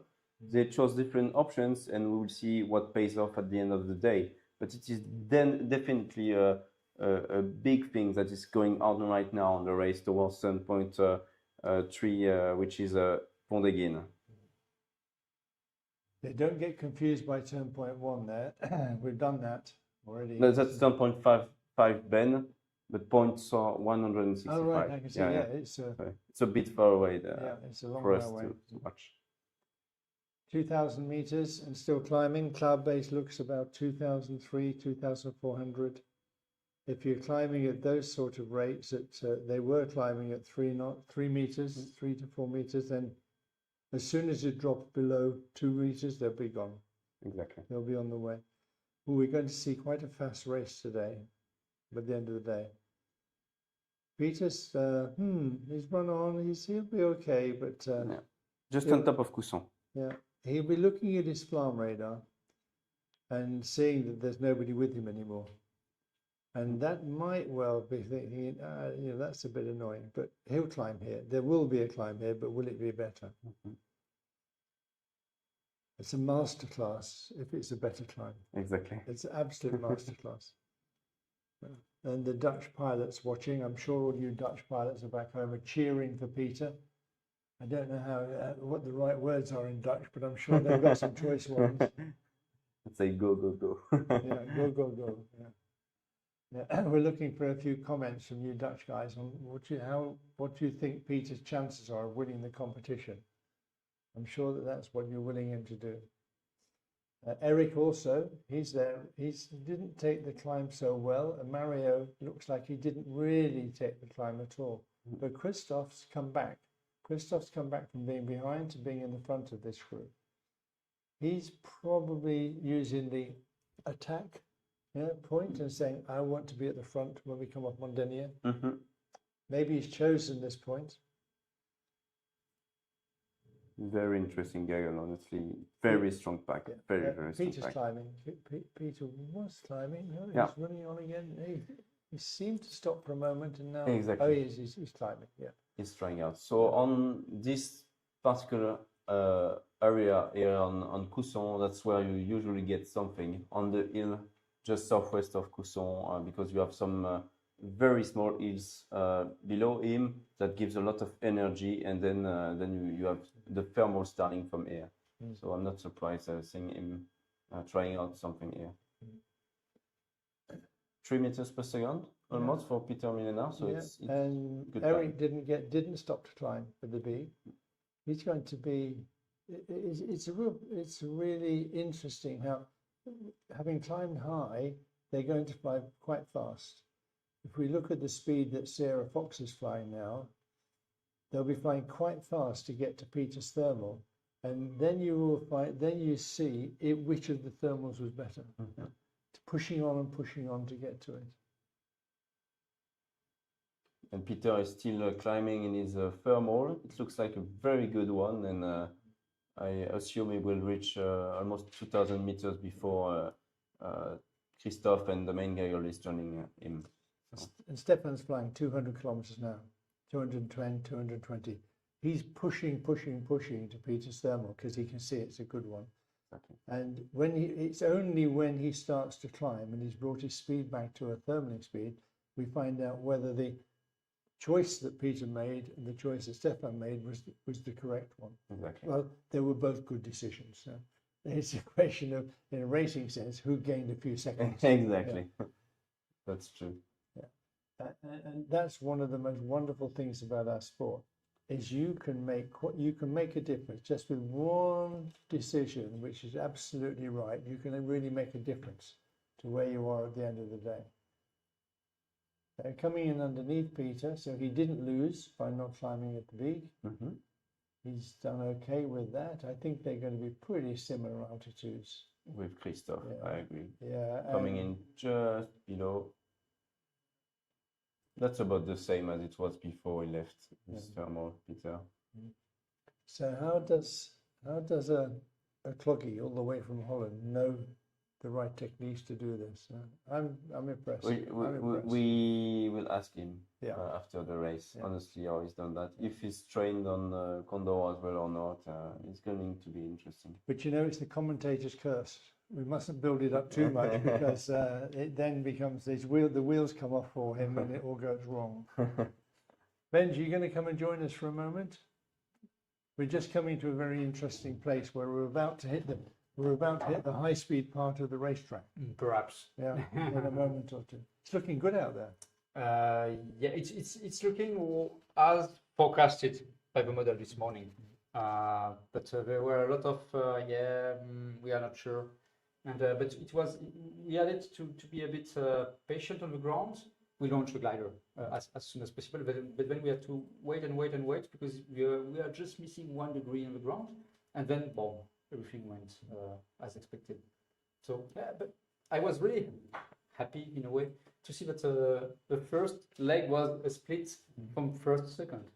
Yeah, but the pilots making the right, so the east road were not so lucky compared to the west road. And we're seeing again at this stage, India and Eric are having to take a slightly different route, and they're a little bit lower than Peter and Stanislas and Stefan, who are all able to run straight onto Mondenia. Have you been had a chance to watch the race? No, just the start, but I stopped watching when they were a half from the first leg.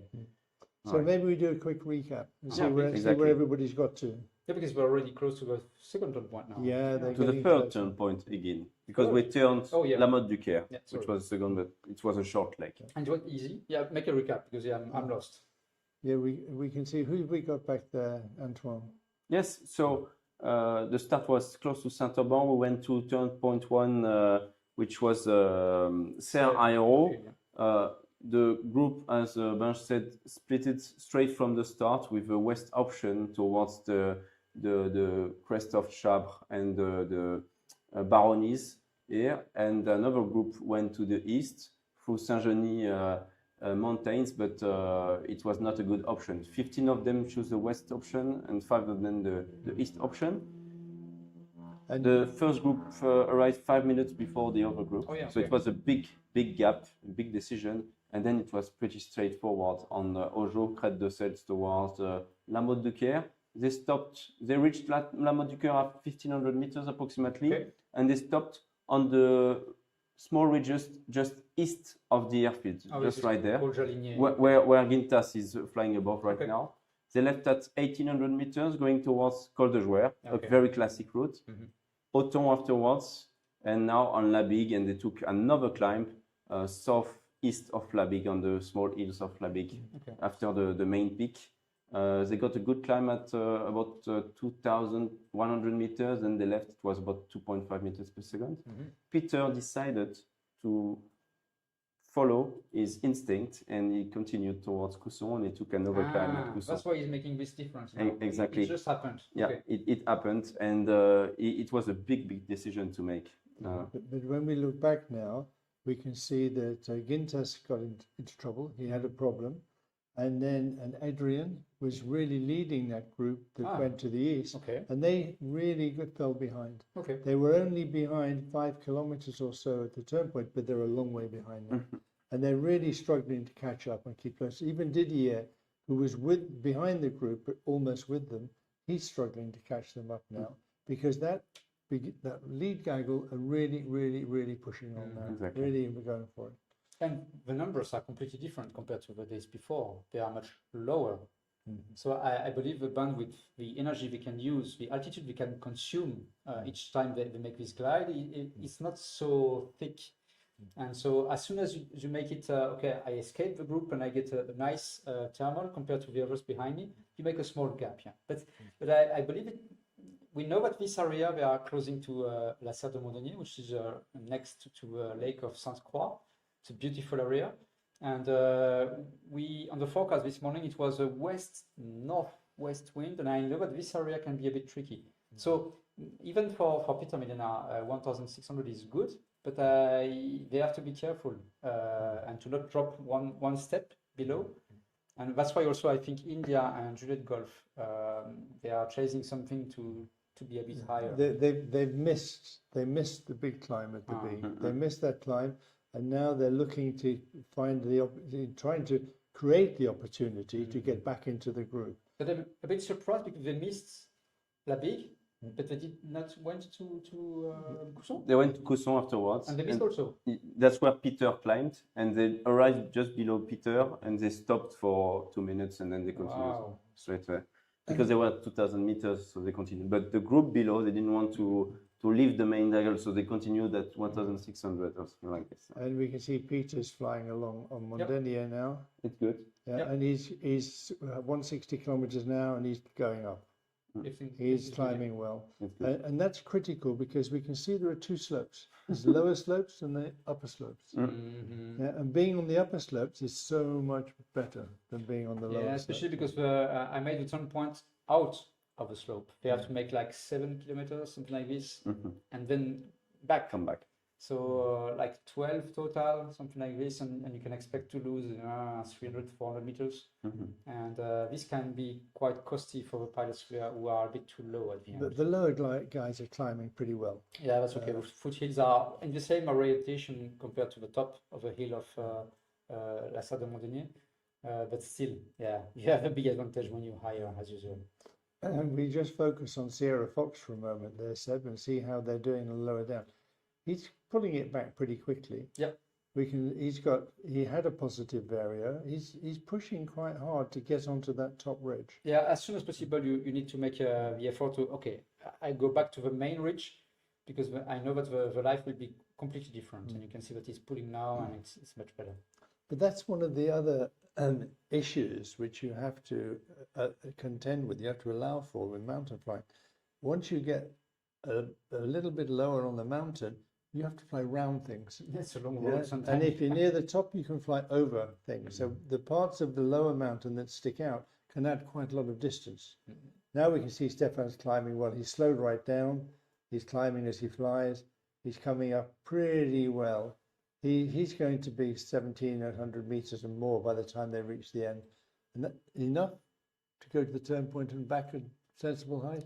Enough, yes, but the altitude when they are coming back will be perhaps a bit critical for some of them. And but you can see that Stefan, he made a good move because he was exactly in the nice bandwidth of a ridge compared to Sierra, Stanisław Biela, who arrived a bit too high at the end. So yeah. So he's not really in the optimum energy line. No, he's too high now. Able to push. Yeah, and you can see that everybody is thinking about, okay, I need to make the turn point and back. So it's also in the mind of the pilots now. And we're going to watch Peter turn, and when he turns, it will give us an indication how far he's pulled ahead by this point. We'll try to remember that to see if the same distance when he gets to the next turning point, or whether it's more. Those small ridges are not that bad. Just next to the turn point here, they are about 1,000 meters, but they can help you to go towards again and to come back as well. Almost 1,700 meters. That's good. For Mike. Yeah, that's good. And Peter's in a good position because he doesn't have to take a risk when he's out in front. If he comes across a part he's not sure about, he's got the margin now to go, hey, hang on a minute, I'll just do a turn and think about this before I go on. So turn point 3, again, the bridge on Egin, which is on the lake of Sainte-Croix. It's what we call the Verdon area. Beautiful. Yeah, it's exactly this is the bridge. Yeah.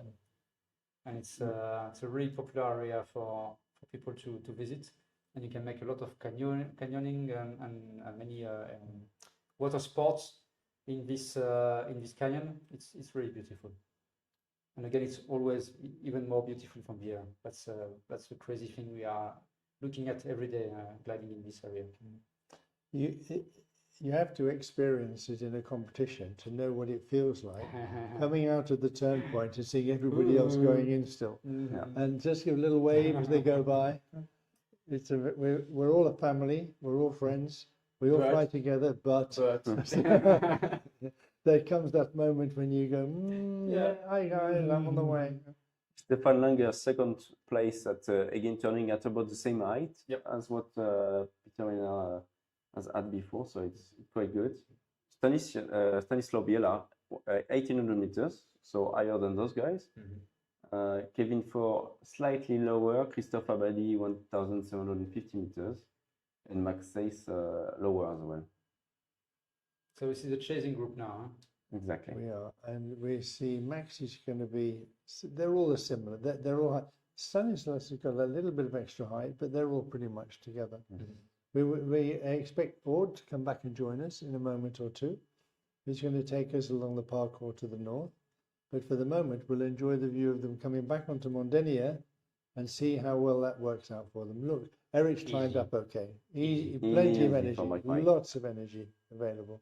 And I saw that Mario was already on the turn point. So he was on the low coming to this turn point, but he managed to find the right way to find the energy to join directly, I think, the turn point. Yeah, because it's just almost 1700 meters as well, so it's a good good There's work no on line Mario. of cumulus. We have this northwest wind and the foothills from the Serie are generating turbines. But Mario's still running into the turn, so he's got to run back to the high. He's just made it now. That doesn't look like he's very far behind, but the speeds they're flying at, it's quite a lot of energy he's got to make up on that. Mike's back on the ridge. So we're going to turn point 4, which is Morgonnet, a small hill just west of the Morgon mountain, next to Serpenson Lake, and we have 77 kilometers to go between turn point 3 and turn point 4. So what is the average speed for now? It is How much is it? 126 kph for Peter Milena. Okay. So we expect 145 or 50, I believe, for the end of the race. Wow. Always the optimist, Antoine, but I like it. I am. Yeah, I am. like it. Yeah. When they leave Mondenier, we talked about this earlier, they were going to run the parkour north. And the parkour, for those of you not familiar with the area, is a long line of sort of associated ridges. And it gives you a good energy run all the way to north. Look at that pool with Didier. Amazing, right? Yeah. He's done really well. He's done really well. So Ord's going to come and join you in a moment, and I shall leave you and come back later on. So Ord, you ready to come and join us here? So we have Peter Milena on Serre de Mondenier, turn point 3 already. Pont-d'Aiguine is with Didier Haus in a very strong thermal here, almost 4 meters per second. Stefan Langer is joining him. 35 seconds behind Stefan Langer, so it's quite okay. The gap is there, but Stefan is pushing. Stefan is pushing. Okay, he's taking his chance, so that's very interesting, Benjamin, indeed. On Serre de Mondenier now. The pilots, they know the area, they know that it's perhaps one opportunity now. Yes, yes. And jump on the next one, and jump on the next one. We will see that if it pays off in the few minutes. They need to take some risk. Stefan is on 4th place with 15 points right now, so it's a big bet for him. I'll leave you both. Thank you, Benjamin. See you later. So we are back. Odd, welcome back in race 5 of the Sailplane Grand Prix. We just turned turn point 3. We're going to the north towards Morgonnet, turn point 4. We have the main gaggle here, and some guys are following behind quite quickly. It's difficult to manage and to stay with the big gaggle here. Peter Milena was the first to turn, followed by Stefan Langer and Stanislaw. They are all back on Serre de Mondenier towards the north. They are incredibly fast so far, actually. Yes. I wasn't expecting that they were reaching already 10.3 like in 1 hour. It's amazing. Yeah, it's a good racing today, good racing day. Stefan has stopped at the end of Serre de Mondonnier and he's seen Peter coming in, so he's leaving the thermal. I'm not giving you this one, and I'm gonna push now because I need some points to win the championship tomorrow evening. So far they have done mostly ridge flying. It was mostly thermals actually. Thermal, The okay. ridges were not working very well on towards turn point 1. Okay. The west was blowing maybe too strongly and affecting the thermal activity in the ridges on the east part of Saint-Auban. So the west option was the best. And then going to the south, they used the ridge only from Col de Joueur to Cousson. Yeah. Some stopped at La Big, others at Cousson, and then they continued towards Mondonnier very easily. They reached Mondonnier between 1600 and 1800 meters, and Peter was leading them, so it's quite good. What are the options now, Aude?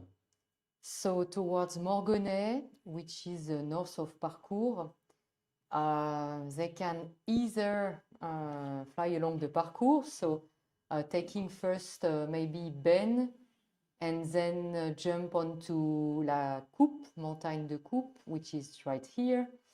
And then they may cross directly towards Ubac, and then Trois-Évêchés, and then the Parcours. It's quite classical.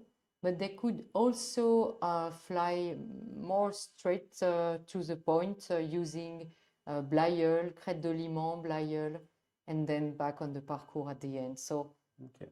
I don't know. I think there are a lot of cumulus clouds. We can see here from Saint-Auban to the east that it's really nice actually. The sky is looking very beautiful with a beautiful cumulus, Yes. very high, and I guess there might be some options depending on the cumulus position.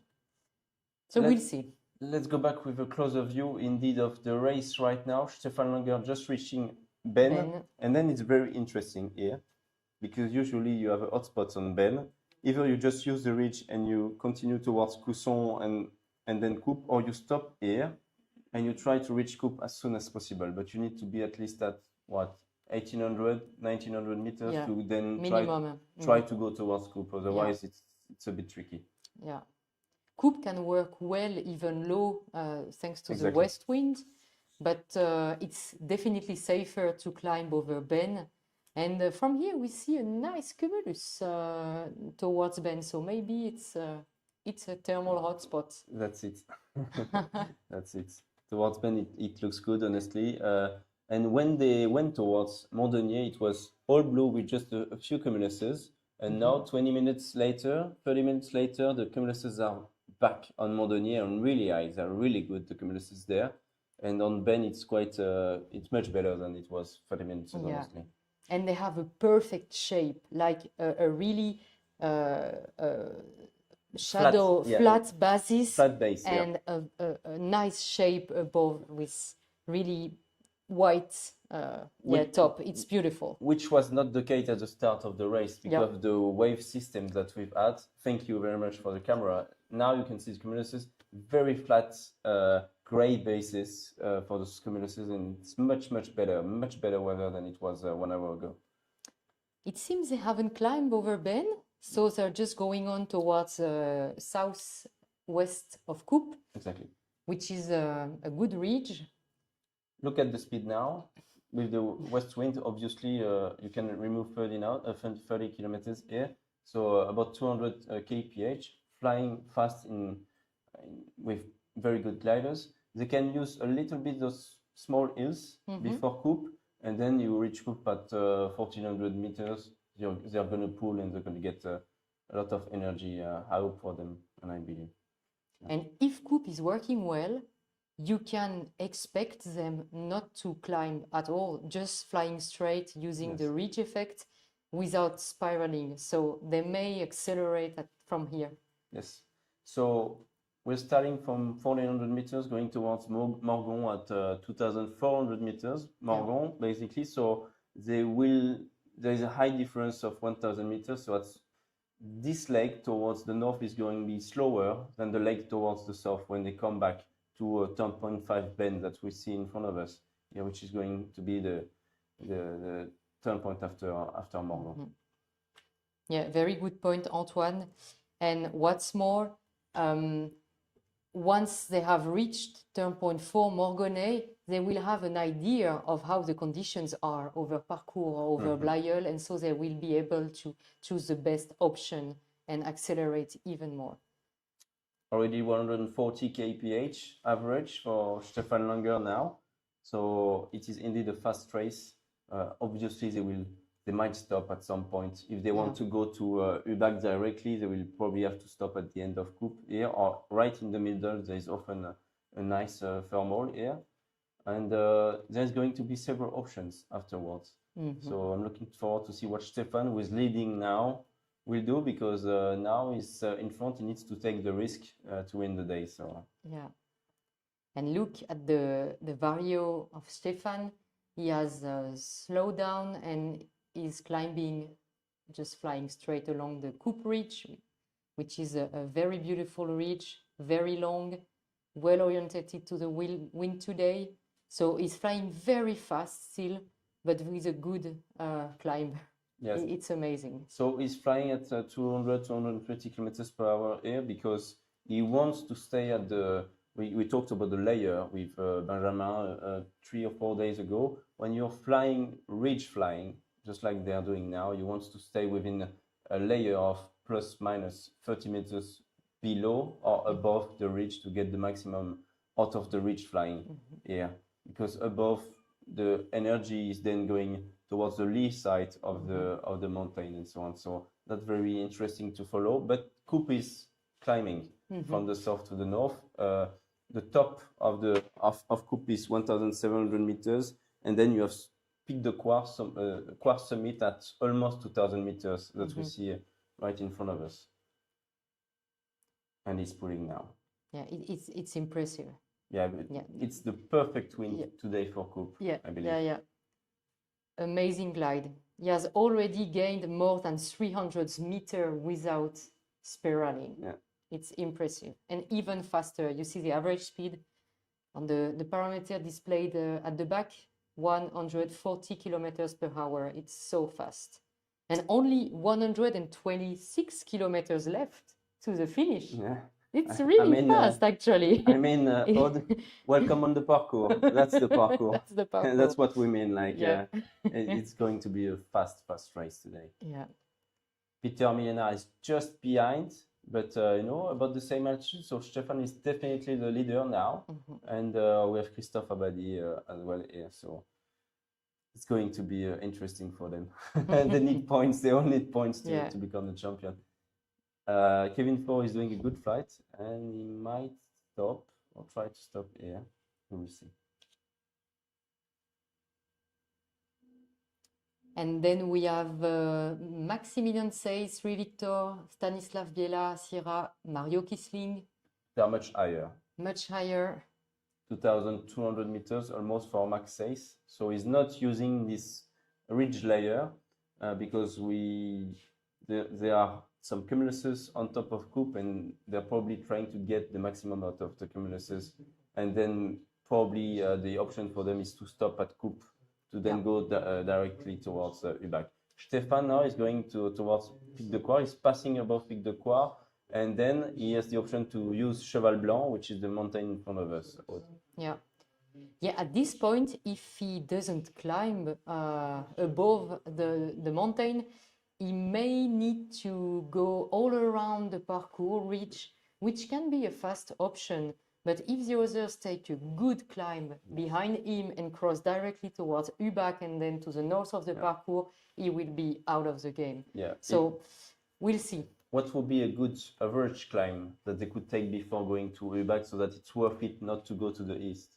I would say 3 meters per second average over all the climbs. So it's a lot. What have they taken so far as average climbs? They didn't. Well, they've had mainly about 2.5 meters per second on the first leg and second leg, and then going towards towards Mondonier, they stopped in a 3-meter variometer. Okay, so they are good climbs, so we Yes. may expect them to climb at some point. It's interesting, Peter Millenard and Christophe Abadi, they are crossing straight towards the north. So different I like. option than Stefan. It can be nice. We can imagine that there are some cumulus clouds in front of them. Yes, exactly. Appealing cumulus clouds. I believe that there are cumulus clouds going to Lübeck. That's what you can see. Oh, and So that's the view? this is Oh, the just a video, view. promotional video. Right? Yeah, it's a video that was taken not today, but before, looking towards Cheval Blanc, which is a crest you can see on the right side of the screen. And it shows on the left the Lübeck ridge, which is the ridge they can fly, they can overfly towards the turn point.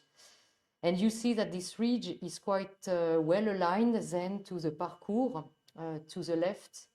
The bigger mountains to the left are the Trois Évêchés and La Blanche. Very nice ridges with the west wind today. And so they might take Lübeck and then accelerate along the parcours ridge. Beautiful video, thank you. So maybe we can have a look at Stefan. Is he doing some ridge flying? Is it going to go to Le Carton, or is joining Peter? Yeah. Maybe.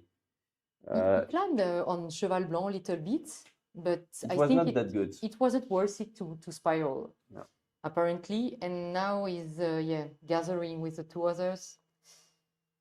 He has lost his lead, definitely. I mean, Peter and Christophe now, they have taken the lead at 1,700 meters. So it's pretty good for them. They will use the small hills here on the west of this river towards the parcours and Lübeck.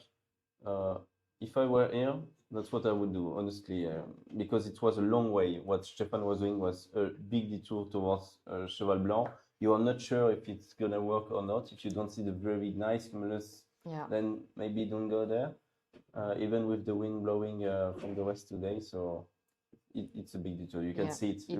We are already off track. Yeah, that's true. So, but they are not that high, Peter and Christophe. So if it doesn't work well, they can get into trouble quite quickly here.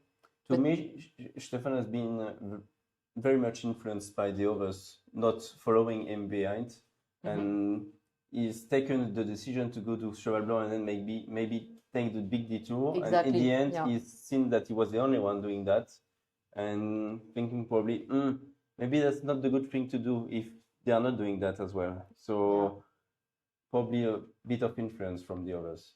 Yeah. And maybe he has seen also the next pilots joining Christophe and Peter. So he said, okay, maybe better to stay with the gaggle than doing a mistake alone. Exactly. Now it's going to be fast, this race, and you don't want to lose sight of the leaders. And if you're the leader, obviously you're the first one to make the decision. And if it's a wrong decision and everyone thinks that it's wrong, then you better check again what you've just done. So, Eric Borgman and Hotel Charlie are on Cheval Blanc. So they're trying this option, but they didn't see Stefan going there. It's just their own option to do something else. And that's something you do when you're losing, you're falling behind and you want to catch back the others in front. Because if you do just exactly the same, you're just going to stay at the 5 same gap. behind, same gap, and you're never going to... no chance that no chance to recover the gap. Mike Alpha is on coupe with Fox Mike or Fox Quebec. Yeah, Fox Mike. So Adrien Henry. Yeah. And they might stop on the 2D view here. Interesting. Mario Kisling is going to Lübeck de Seine, and Tulima is on Lübeck right now. So that's very good. Tulima and Mike. Yeah, and they are quite in a good energy line. We see their altitude is climbing. So they're on the west side of Lübeck, which is a well-orientated ridge for today's conditions. You can see the north face of Lübeck. It's quite steep. It's full of small, very small valleys, small talwegs, and it can trigger very good thermals. So they have a chance here to climb much higher to attack the parcours. Yeah, exactly. So this ridge is a little bit lower than the others around, but it's very steep, as Aude said, and you often get a classic 2 meter per second thermal here, at least. So it's pretty good. I mean, pretty reliable to go through du Bac de Seine to join the parcours. So those pilots know what they are doing. Yeah. I think we will see what they will do in the next minutes, but they're probably trying to use the ridge as much as they can. Stefan Langer just behind 1,800 meters, slightly above Mike Mine. Yeah. And maybe we can explain that they are not so high here in the area because Ubac mountain is, I think, around 2,000. It's 2,000. 2,000 meters, exactly. Yeah, 2,000 meters. So they are much lower than the mountain altitude, but it's safe for them because they are now they can now reach Seine airfield in case they cannot climb again. So it's safe for them to be here at this altitude, and they have plenty of opportunities to climb ahead of them. So it's interesting to see Christophe and Peter going further west and not on the parcours. They may have seen something on the small hills ahead of them. And you see that they are heading also towards Seine airfield, which is just north of them. Can we have a quick look at Eric Borgman taking the parcours, the east part of the parcours, maybe on the 3D view, because it's very interesting, and you will see what's the other option after Cheval Blanc. They are heading towards the Carton mountain, I believe. So that's a good option as well. You often get 3 meters on the Carton. That's nice. Carton is just on the left, right here. Very good mountain. So they are now on the ridge on the east part of the parcours, and you see the turn point Morgonnet afterwards, and you see those nice ridges going toward Morgonnet. It's well aligned from here, so it's quite good. It's a big detour, but usually the ridge works all along, so you can just climb flying towards the north. But it's a big detour, and if the others who fly more straight to the point have a good climb, it's over for them. Exactly. Oh, then we have Christophe Abadi and Peter Millenard on the small hills just south of Seine-les-Alpes airfield here. We can assume that there are some cumuluses around and that they will find something here. Christophe was the leader and did not hesitate a second to go towards those hills. So, so that's good. We will follow them. Let's go back maybe slightly behind to have another view of what's going on. Stefan is on the parcours. On the parcours, watching Michelin hill. Thank you very much. We have Leo, Pic de Coire. Yeah. Charlie Tango is on Cheval Blanc and then leaving towards Ubac. Arne Martin Dottler is joining Lubac in a few minutes with Fox Mike Adrien Henry. Yeah, none of them is really high actually. They apparently didn't find a good climb. They all follow the ridges. We have Didios at 2,200 meters as well on Coupe. So he is far behind, but I mean he has a good altitude and a lot of options in front of him, Didier. I think we've lost him a few minutes ago on the tracking, but it will be back. When it's great like this, it's because we don't have the precise information right now. Let's go back to Stefan Langer, close to Michelin, trying to get something here. Not as easy as expected for Stefan here. But he's quite low on the parcours.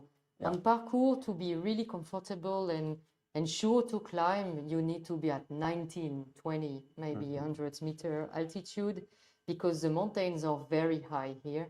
It's 2.5, 2.6 summits, so yeah. So he's doing something very usual that we're doing here when we are low. We are on the small hills right here, trying to find a nice hot air bubble climbing, and we try to take it in thermal into this this bubble of hot air. Christophe is just above Seine-les-Alpes. Do you want to say something about Seine-les-Alpes, about the airfield or the people there? Yeah, so Seine-les-Alpes is a nice airfield located in this valley. It's quite the only option you have to land in this area. So it's a really important airfield for us. And you can land there, unless in winter it can be covered with snow. So we have information on the state of the runway when we are flying here in winter. And they start with a winch launch. So they are takeoff, attracted by this winch. So I think Christophe is quite into trouble right now because he's not way above the terrain, because Seine-les-Alpes airfield is at 1,200 meter altitude. So it's just 300 meters above Seine airfield. So at this point, he really needs to find something. He's too low to catch the parcours, foothills, so he needs to climb on the small hill in front of him. Behind him, we have Peter and Maximilian Seyss. They seem to have stopped on the ridge to climb. So it seems that Christophe is climbing. He has found something at least. If he has a good thermal, the choice of Christophe will be really amazing and courageous as well. Because the others didn't dare to go down onto Seine Valley, and they may have caught not a so good thermal, but they just ensure that they are climbing here in the area. Just a small view from Saint-Auban airfield towards the northeast, where the pilots are right now. Actually, on the east side, so on the right side of your screen, the cumuluses are really, really nice. From Serre de Mandonnier towards Coupe, it's absolutely amazing. The view is absolutely amazing from here. Honestly, the ceiling is at least 2,500 meters here. So I'm surprised the pilots did not stop to take a big climb, because they are probably thinking that the wind is so nice today that it's just going to do ridge flying, okay? And you see that towards the northeast, it's a little bit more broken or overcast. But here it's like few from 1 to 3 octaves, and the cumuluses are really nice in the southeast in Saint-Auban. So northeast is not that great, much more overcast for the pilots, so it probably why they are struggling to find a good thermal near Seine-les-Alpes. Thank you very much. We feel that you are willing to fly, Antoine. I'm willing to be there. I have the same feeling as you when I see those amazing cumulus clouds. Yeah, it's really out of the window here. It's absolutely amazing, like really very good weather. Back to Christophe. He's Christophe is climbing. It's great, 2 meters per second. That's a good climb. It's a very good climb. I mean, he's in the best position now. Max Seyss has been able to climb up to 2,000 meters next to Mike here, so it's quite good. Stefan Langer is in the valley, helped by some other German pilots and Stanislau Biela. They will be in a very good position to rejoin the parcours afterwards. I mean, their climb is quite good, and they will be very well placed to go to Morgonnet and reach it at a very high altitude. So I'm very confident for them. They are a bit more to the west, Max and Kevin here, but a good thermal. Yeah. And can we look at Eric Borgman and Stefan Yes, Göttler, we have them. who were ridging on the parcours slopes to the east? Oh, it's interesting. Look at what they did. You found something great here. Yeah. So where are they out? Which altitude? They are at 2,300 meters, still ridge flying on the parcours. They are just north of Les Trois Évêchés, arriving on La Blanche. And for them, it's really straightforward. They will just follow the ridge until Morgonnet. So they did quite a good strategy. Yeah. You see, that's what Stefan wanted to do, and now he's been attracted by the others. by the valley, going towards Ubac Low, and he might regret it, honestly, because it was not a bad option to do today. Yeah, yeah, yeah. He's very high now, Eric Borgman, almost 2,500 meters on Trois Évêchés. It's going to be very fast for him to go towards Morgonnet. It's a very good job from him. And regarding the climbing speed of Christophe, they may overtake him actually. Exactly. Because they're just flying fast, climbing straight. It's amazing what they did.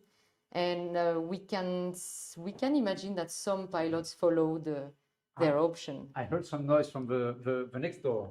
Really? You seem excited by this race. What happens now? Yeah, it's absolutely amazing. I mean, the weather is maybe more difficult there than it is here, than it was on turn point 3. But honestly, there are a few options. And Eric and Stefan, they were falling a bit behind the main gaggle. So they were like... Stefan Göttler.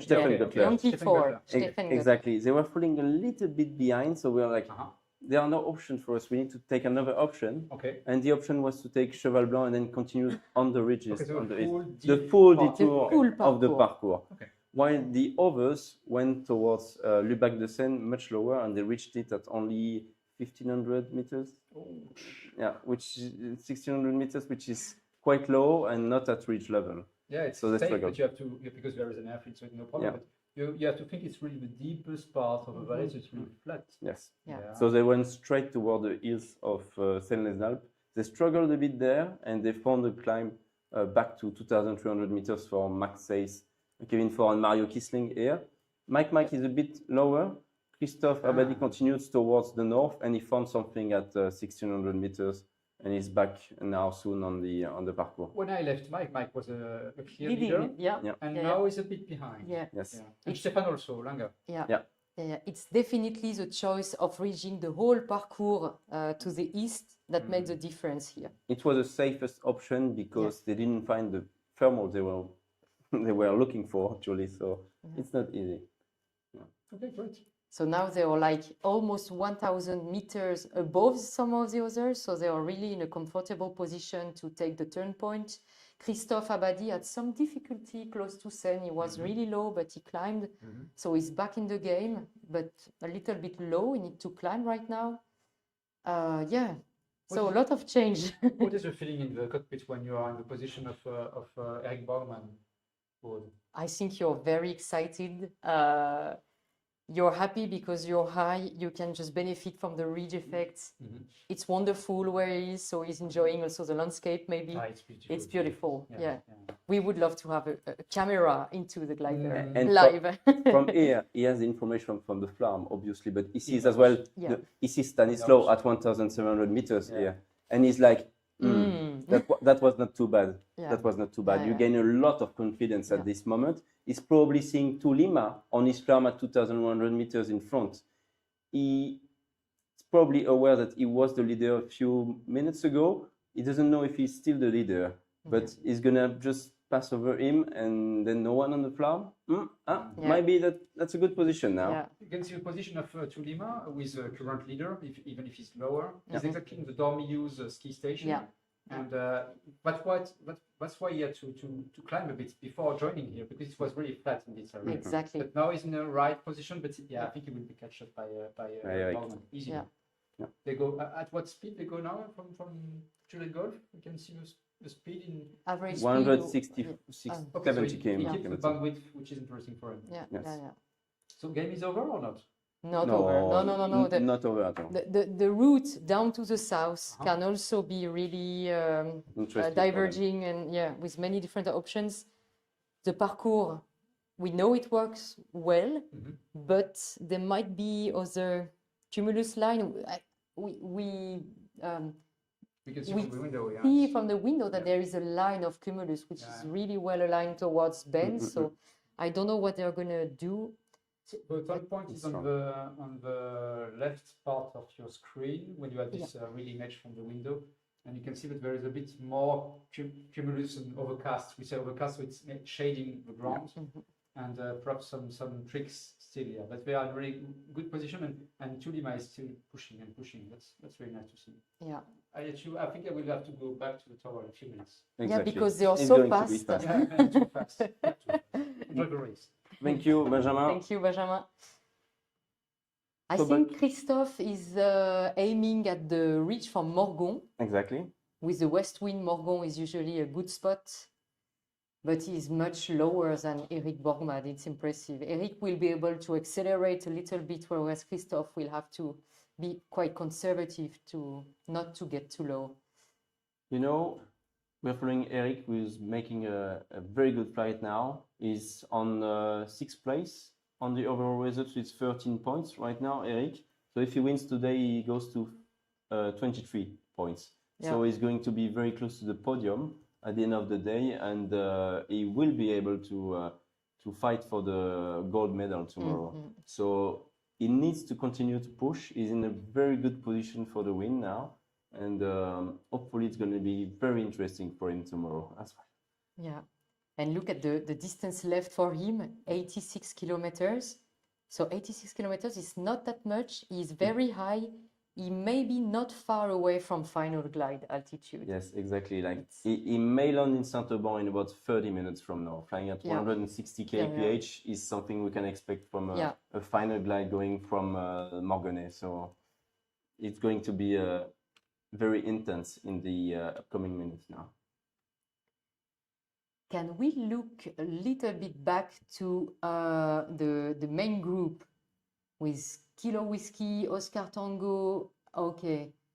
Peter Millenard is there as well. Peter Millenard is there, but much He's late than he was before. And a little bit further south, Stefan Langer is still in the same position, but higher. It's good for him.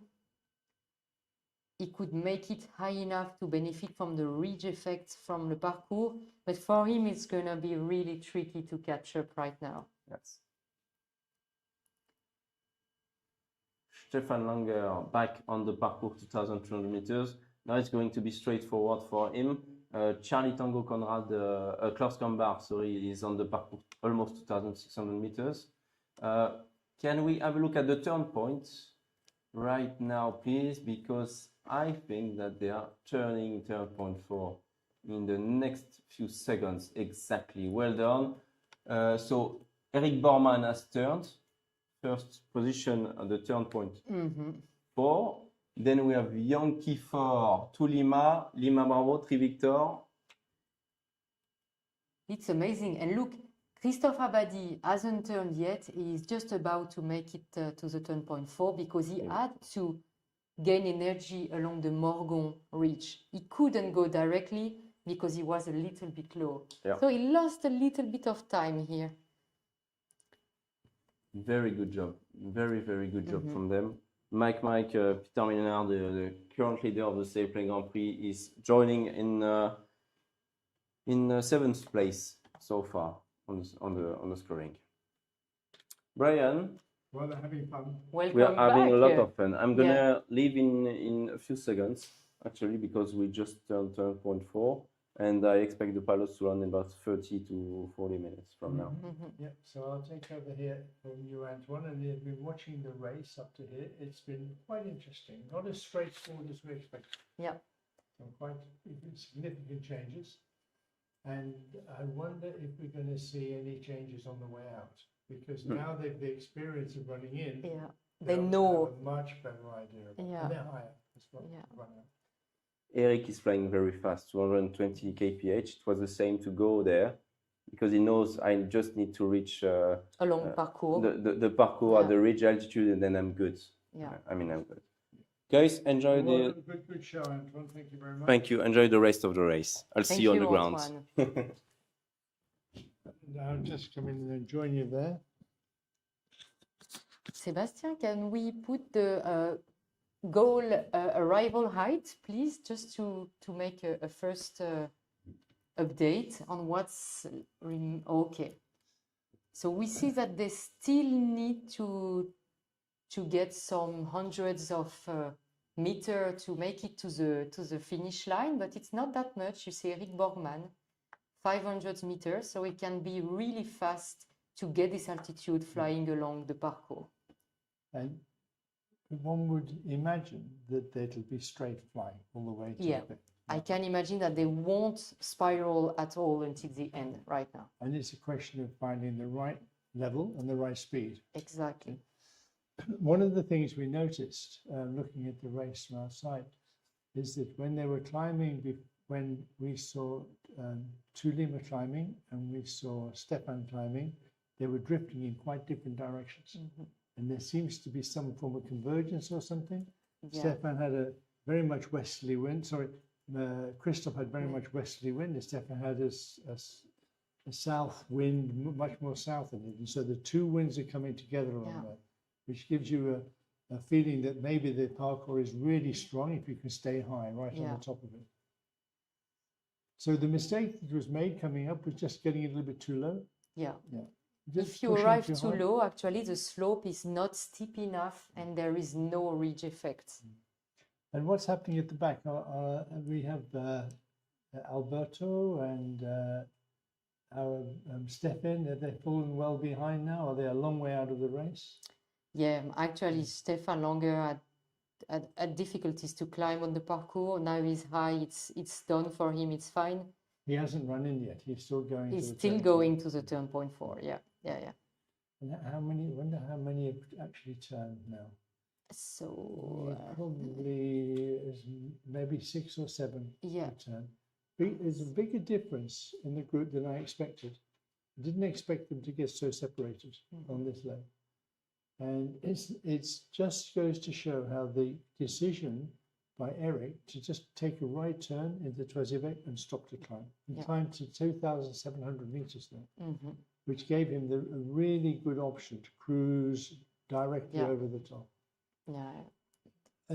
Maybe the other guys who are behind him could do the same thing to catch up, but they're not going to catch this group now. Yeah. The order they took the turn point is probably the order of finish. Yeah.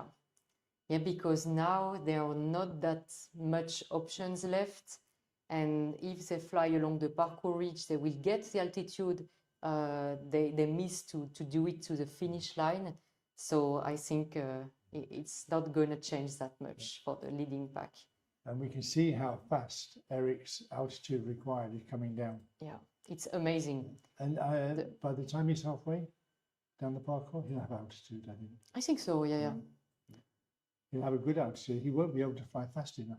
Yeah. He will even be able to accelerate for sure. Yeah.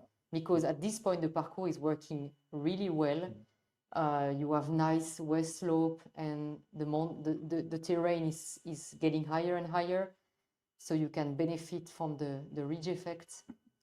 The question is, will he fly it all around like he did before, or will he get enough altitude already at Trois Évêchés to fly directly towards Ben?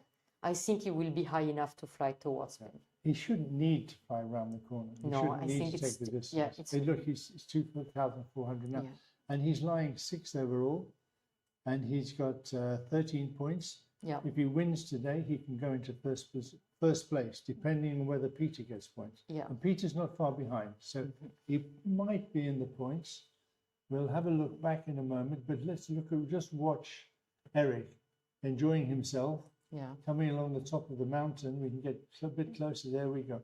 And we just see him coming right up to the top in the energy. Look at his meter. He's got 5 meters a second up, slowing down to 180 kilometers an hour. Doesn't really need to slow down that much. Convert the energy into speed. Yeah. And following him, we have Mario, Kevin Faure, Stefan Göttler, Maximilian Seiss. He's quite tight in between. It is tight for the next points. It's really tight for the first 5 place. Yeah. And Christoph's come back into the race. Yeah. It looked like he was going to fall behind. So 1, 2, 3, 4, 5, 6 there. And behind Christoph, where's Mike gone? We were talking about how beautifully Mike was flying, but I'm not sure that the climb he took before they came on the parkour was good enough. Well, he's on the way. He's on the way. Yeah. It looks like he might be in the points. If he can keep that running, he should be in the points, which might well help him to stay out with the leaders in the competition. Eric's going straight. Yeah. I think it's obvious he's high enough to make it to the finish line right now, and he still have options to climb ahead of him. And we can see from the goal arrival height now that they're pretty much on glide. Yeah. It's just now, can they get the speed just right to optimize the glide? Mario's going to be chasing. He's fraction higher. There's quite a distance between him and Eric. Yeah. Going to be really difficult to close that distance down. On to Lubac now, or down to the coupe? Yeah, Ubac first, I guess. Lubac, yeah. We see Ubac on the right side. And Lubac's a sort of a ridge line that cuts across the valley, so that you can get lift from both sides, and there might be a little bit of a convergence line across from here. Yeah, it's possible, and we see from here a line of cumulus with starting from the northeast of Saint-Auban and going to the south, and maybe it goes through Ubac and Coupe and Ben. I'm sure Seb will show us the sky again in a moment or two. And it looks like we should be out there flying, or not in here talking. It looks like the most beautiful day. Definitely. The cirrus is beginning to arrive. Yeah. The forecast cirrus is beginning to arrive, but it's not going to affect this race. Yes, because we make them take off quite early today. So you already see these cirrus clouds coming. They're coming from behind us, so from the west. But so far, they are not that thick, not that spread, but it's going to be worse. And there's no sign of any other influence of the weather, of storms or showers. No. Or anything. It's looking pretty good. Yeah. Yeah. Oh, Eric is about to cross the pass of Limazulu, Guintas, and Robin Clark, Fox Quebec. They are heading towards the north. Robin's learned a lot more while he's been here, and he's now flying well behind everybody else. But as he said himself, he's not got the experience to fly in with the gaggle with these. And he's been very mature about this. Instead of trying to do something crazy like keeping up, he said, no, it's really, really difficult for me to understand what's going on. So I'll fly behind and I'll learn my own way. And it's a shame because in his own environment, he'd be a formidable competitor. But in this environment, it's impossible. It's just impossible to compete when you have no knowledge of this type of flying. Yeah, but he has a really good attitude, very enthusiastic, very positive, and it's really nice to talk with him about his experience here. And of course, some people might say, well, what about the Australian qualifier? But the Australian qualifier is Eric. So Eric went to Australia and he qualified in the Australian Grand Prix. So he's a local, effectively. He lives in Bino, so he hasn't had that problem. Still, everybody taking pretty much the same line across the gap. Towards Pic de Coire and Coupe Mountain, which is really logical, actually. There's at the way to the north, they could experience that it was working very well, so they will lose the same reach towards Ben. And we can put the altitude of arrival on again, and we'll be able to see if they're actually in the positive numbers now. I would imagine that we should see Eric and Collier. We have some positive numbers for the altitude of arrival. So I think Mario's data for goal arrival height are wrong, because he's quite at the same altitude as the others, but he cannot be 700 meters above because it's way too much. We've not had data for a while. So. And the data will come back when they come back onto the coupe. Will they come onto the coupe and run down? Yes, that's where they're going, isn't it? Yeah. That's Montagne Blanche, I think. Is the Blanche? You put it on the left side? Cheval Blanc. Cheval Blanc. Cheval Blanc. I know it has something to do with white. Yeah. Yeah. It's white in winter and very clear in summer because it's very sandy. Very, very easy to understand mountain because it's got a nice flat face to it. It's not complicated. Yeah. At the altitude, this altitude, they'll be near to the top of Cheval Blanc.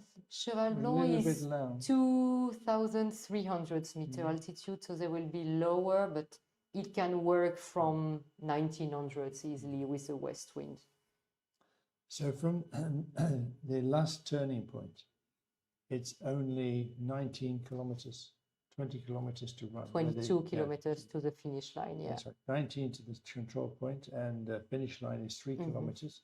So it's no distance at all. Yeah. That's only a few hundred meters really, at these speeds.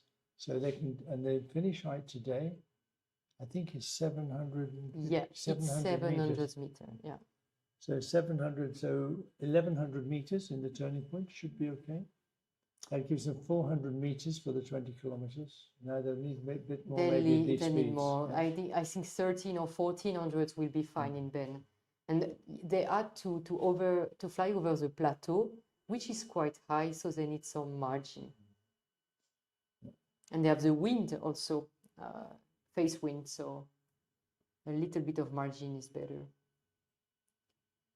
But it's still looking very good in Ben's direction. We can see nice cumulus clouds. So you see Ben's mountain and this cumulus to the east. Still breeze regime in Saint-Auban, so it's perfect. The Sere's moving in, and to the left of the picture, we see much better cumulus, but almost overcast. There's quite a lot of cloud over Parcours, which was presumably what gave them the difficulty going north. It was more difficult to see quite what was happening as they went up towards the northern turning point. So back to the race. So Stefan's catching up. He's not far behind. We're hoping we get the data back in a moment or two. And sorry? Look at Stefan, longer option. He did all the Parcours Ridge and this investment to the east. I think he's just enjoying himself because he knows that he won't be in the points today. So he's just enjoying the landscape in this area. Or he's doing something different in the hope he can get into the points. But it's over now. It's final glide. Yeah. If we can have the energy on the right side, please, Seb, we can just monitor the glide. Lovely, lovely, lovely. Yeah. Down behind the four that we've got coming in now, which I think is Eric. Yeah. And not sure who else. We can't see the labels at the moment because we're losing data, but we're picking them up. This is Coop. This is Coop. Yeah. Beautiful ridge. And they are ridge flying. And Kevin is doing really well. We haven't mentioned Kevin very much, but he's been in there. He's been with this group the whole time. And we have Mario. No, I'm not sure who's leading this group now. But Eric is there. Eric was in the lead. India. No, there's Eric. Yeah. Eric is in the lead, yeah. Eric is still in the lead. Yeah. And Mario, now much higher than for the final glide. He is on the final glide, so he's fine. He can now accelerate. And it's Max, Kevin. Yeah, Mario, Kevin, Stefan, and Max, yeah. I think Maximiliano is going to push because he really needs to stay in the points. He's third on the overall ranking so far. And he understands that the ranking can just be totally changed today. Christophe Abadi is also still here. And Max, can we put Max on the bottom as well? And we can compare the altitude because it makes a big difference with his points now. If Max is in the points, then Eric can't pass him, even if he wins the day. And we know that Mario is still quite well down the points. He's only got 10 points. So we're seeing something happening here that probably won't change things a lot, but it will make it much tighter. Yeah. It'll make it much closer for tomorrow. Eric will come up into the top 4 maybe. He's just got to get the glide right, and he's got plenty of altitude, plenty of speed. There's not really much risk for him now. It's only a question of not doing anything really dumb, like setting the wrong altitude in his final glide computer, which is unfortunately, Eric won the first day, but he didn't win the first day because he made a mistake with the arrival height, and he flew below the minimum arrival height, and he didn't get any points. He should have 10 points more now if he hadn't made that mistake. Yeah. And Max has been flying really well. Christophe's flying second place with 20 points. He and Max are going to fight this out. Max is 1 point behind him in the overalls, And we're going to see quite a battle between those two for Yeah. finishing at the moment what looks like fourth and fifth. Yeah. Mario has the altitude that he needs, and I'm not sure it isn't Conrad with them. I'm not sure when we get the data back, we'll be able to see. It's Stefan Göttler. Ah, The Stefan third Göttler, is the two Stefan, Stefans, yeah. right, Yankee 4. It's Yankee Stefan 4, Göttler. yeah. Oh, they've been together most of the flight. They did separate for a while, but they've come back together. And we're looking at good positive numbers for all of them. At the Yeah. front. Eric's got 300 meters more than he needs. The turning point is 0.5. It's a 0.5 kilometer radius turning point. It's 1 kilometer at Yeah, Bend 1 Summit. kilometer, So yeah. they don't even need to go to the turning point. Yeah. They can turn it exactly. short into that. And then the control point is 0.5 kilometers. And they can still manage to climb and to get some energy on the west side of Ben, which can help them accelerate even more. And Eric's flying not too pushy, 150, 160 kilometers an hour most of the time. Yeah. He'll slow down a little bit in the lift. Look, he's doing 170 now. Mario is doing the same sort of speed, and it looks like Stefan will stay pretty much with Mario. Yeah. I would expect Stefan to try to pass him if he can, Yeah. but it might be tricky. It might be difficult to pass him. Juliet Goff's turning now, is he? You look at, yes, Yeah. he's just through the turn. So he's coming home. Yeah. Mario will want to squeeze just into the turning point. We always have to be careful when taking the turn. If there's somebody on your right side, we know they're Yeah. going to turn right. So Mario will be sure, he's a very good pilot, very careful. He'll know that Stefan is there. When he turns right, Stefan will know that he's about to turn right. So there's a lot of anticipation at this point as to exactly what the other guys like to do. They're going right into the lift area. Yeah. They Yeah, go yeah. right into the turning point. Yeah. And they're taking advantage of the strong lift here and then back to the finish line. And you see, it's impressive how the three French, Maximilien, Christophe, and Kevin, I think they are really willing to push. They will be like in the contest until the end. But it's interesting. Eric didn't do that. Eric said, "I got enough altitude. I don't need go to directly." Go right. I don't need Yeah. to go right into the lift area."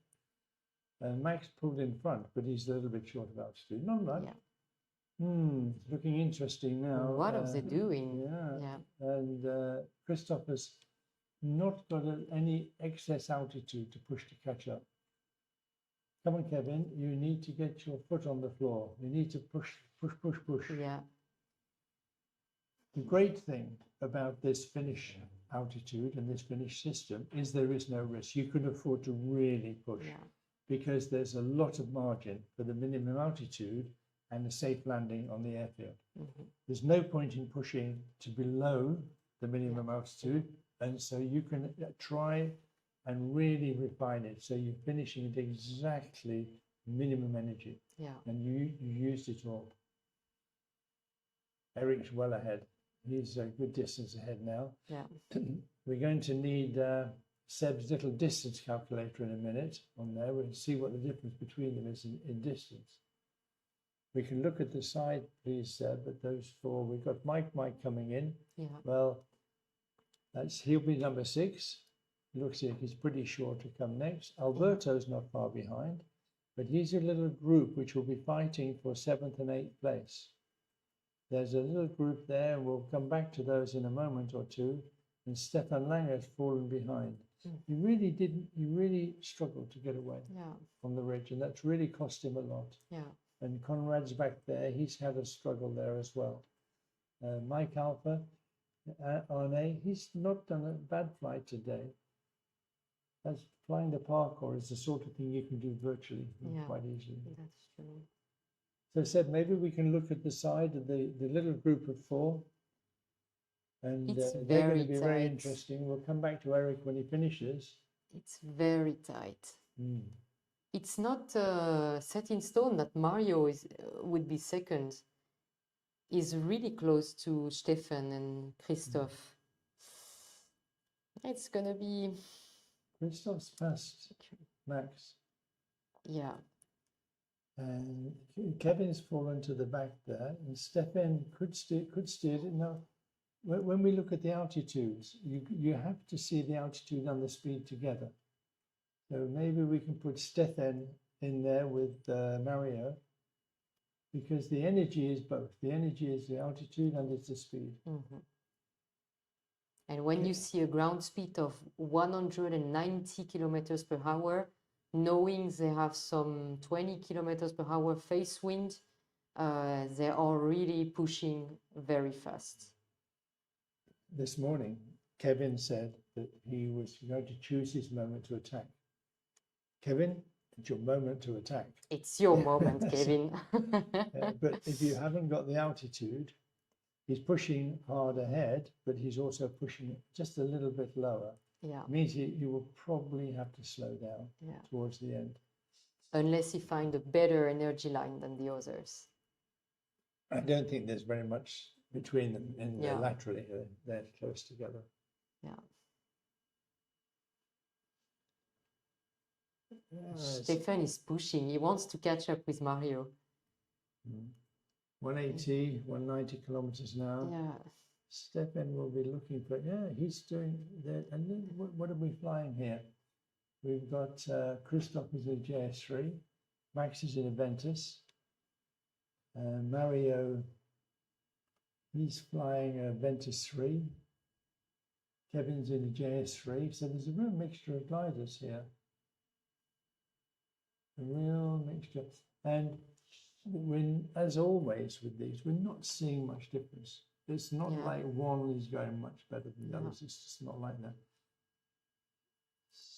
They don't have the same option they had yesterday, cutting the corner. Yeah. They've got to go through the cylinder. It's almost a straight line. Yankee 4's tried to find a better line, moving out to one side to see if he could find a little bit more energy. On the glide, to Lima went off to the left. He thought maybe that was the right thing to do. Yeah. Do you think we'll see the difference if we came behind them, Seb? I'm not sure how useful that would be. Juliet Golf into the Report control point here. Maligé. He's not even going to have to worry about going down to minimum. Speed doesn't matter, only position. Exactly. You cannot win the day twice, Eric. So, don't get penalty. yeah, don't It's get the penalties. most important. Yeah, most important now is just to finish with a clear sky in front of you. Yankee Force went well to the right, and it hasn't really benefited them at No, all. exactly. But with the west wind, I would not go in this area because you are downwind of the small pylon hills, and I think it's much better on the south side of the valley or in the middle of the valley. It's very interesting. Why did Stefan go so far out to the right? He's allowed Kevin to close up. Yeah, and come right Kevin is now in the third position. Yeah, and Max and Christoph are really going to fight this out between them. Kevin has really did a good job now because he's much. He chose that. Can we just zoom in on Kevin and Mario from the side? Let's have a look. Was Kevin passing? Not yet, but Mario, he's not Kevin, far away. So close, Kevin's Kevin. flying just a fraction faster. Well, this is going to be very close. Yeah. It's going to be very close between these two, and it's going to be very close between the 5th and 6th. And let's recall that the finish line altitude is 700 meters. So they're not far away. They need to really keep the energy. Yankee 4 is approaching the limit. And we know sometimes there's a difference between what we see on the screen and what they're recording. And there's a 10-meter margin. Look at Kevin. Look at Kevin. Kevin's just overtaking Mario. Yeah, he's just squeezing past him now. This is 1 point, Kevin. Yeah. Oh, it's and so it's going close. back the other way. Come closer, Seb. We want to see the It's first amazing. Which one will cross? This is going to be Oh, really early seconds in it. It looks like Kevin got it. It looks Yeah. like Kevin got it, then Stefan. Now the next two, please, we look at what happens between Christophe Christophe and Max. Christophe's got that. Yeah. Yeah. Christophe's got that. Max is to slow down. So Max is going to be in 6th place. So who else are we going to have in the points?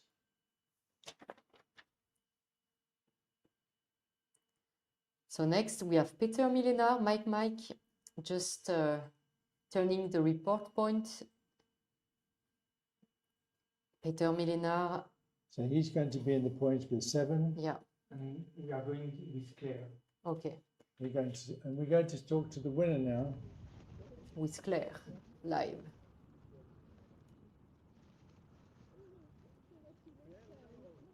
I have no sound. Le son.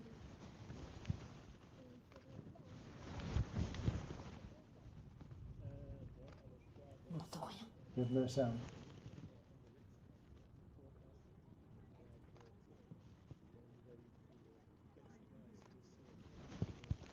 Okay, sorry, the sound is missing so far. We are trying to get the sound back. You see Mario Kisling landing after Eric.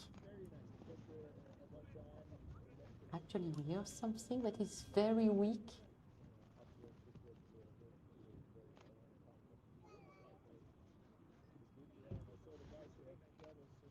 Well, don't worry, folks. We'll bring this to you later on. We'll bring this little interview with you with the highlights video. So you can catch up with this with the highlights later on. Mike came through. He's going to be number 7. And now we're looking at the next battle group. for number 8th place. There's still points for Alberto or for Conrad.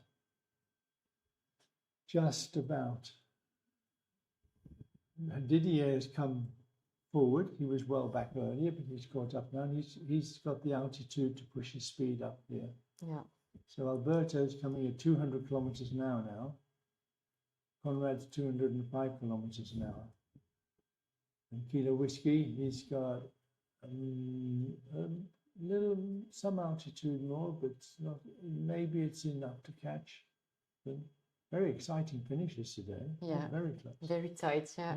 I can imagine there's a fair amount of adrenaline in the cockpit going today. Huh? Yeah, definitely. There's nothing more exciting finishing a race than having somebody on your wingtip. Yeah. Through the control point, Alberto from Italy, Conrad from Germany, followed by Didier from France. And it's beginning to look like Conrad's going to take this and push, maybe not, maybe he's going to push Alberto out of the points. Penalties could make a very big difference here. Yeah. And Conrad looks like he's keeping his margin. We look just from the side as they come up to the finish line, please, Seb, so we can just watch them through. It's going to be close again. And right to the side so we can just see the start line there. That's it. That's good. Thanks. Yeah. 100 meters. Well, I would say that Leo's not going to be able to, he's not going to get that. Yeah. Conrad will make it first. It's looking that way. It's looking like Conrad's had a really good day. But we'll need to check the penalties afterwards because some were maybe close to the finish height minimum altitude. They've learned a lot, though. They've learned to really avoid the penalty if they can. Okay, so well done, Conrad. Conrad 8th and Alberto 9th. So Alberto, the last one to get a point today. That's the last one, and now Kilo Whiskey's coming home. Can we just check where everybody else is set? Make sure everybody's coming home safely. Stefan's coming home. And Adrien, Stanislav. And then Arnie. Arnie is there. And we just have Gintas. Is Gintas still on the route along with Robin? Oh, Gintas is quite far away to the north. I think he had some difficulties in the Seine area. Yeah, he had real problem on the first leg. He was quite low, actually. Yeah. And we know that Robin's flying in the south, so that's a great race today. Yeah. I don't know what the final speed is, but it's in the 130 kilometer an hour bracket At or least, more. yeah. And everybody's had a lot of fun. great weather forecast. Thank you for Yeah, that. you're welcome. And unfortunately, Aude can't join us tomorrow. Yeah, We think she's probably sneaking off to go gliding or something, maybe. even not. I'm just going home. I have something else to do this weekend, so Well, I'm sorry I won't be here, but you are in good hands with Brian and Antoine and Benjamin, of But course. it's been fantastic. Thank you very much. We've Thank really you. enjoyed your commentary. We've great insights, great, fantastic knowledge that you have of the area and about competition racing. It's fantastic. Well, thanks very much. Thank you. I was happy to share my experience and also to follow the race. It's the perfect place to follow the race. And I learned a lot, so thank you. Yeah. So we'll be bringing you highlight video soon with an interview with the winners. And we look forward to seeing you tomorrow. So goodbye from me, Brian Spreckley, and goodbye from Aude. And we'll see you tomorrow, hopefully around about 1 o'clock, 1:30 tomorrow. Check the website for the timing. Bye-bye. Bye-bye.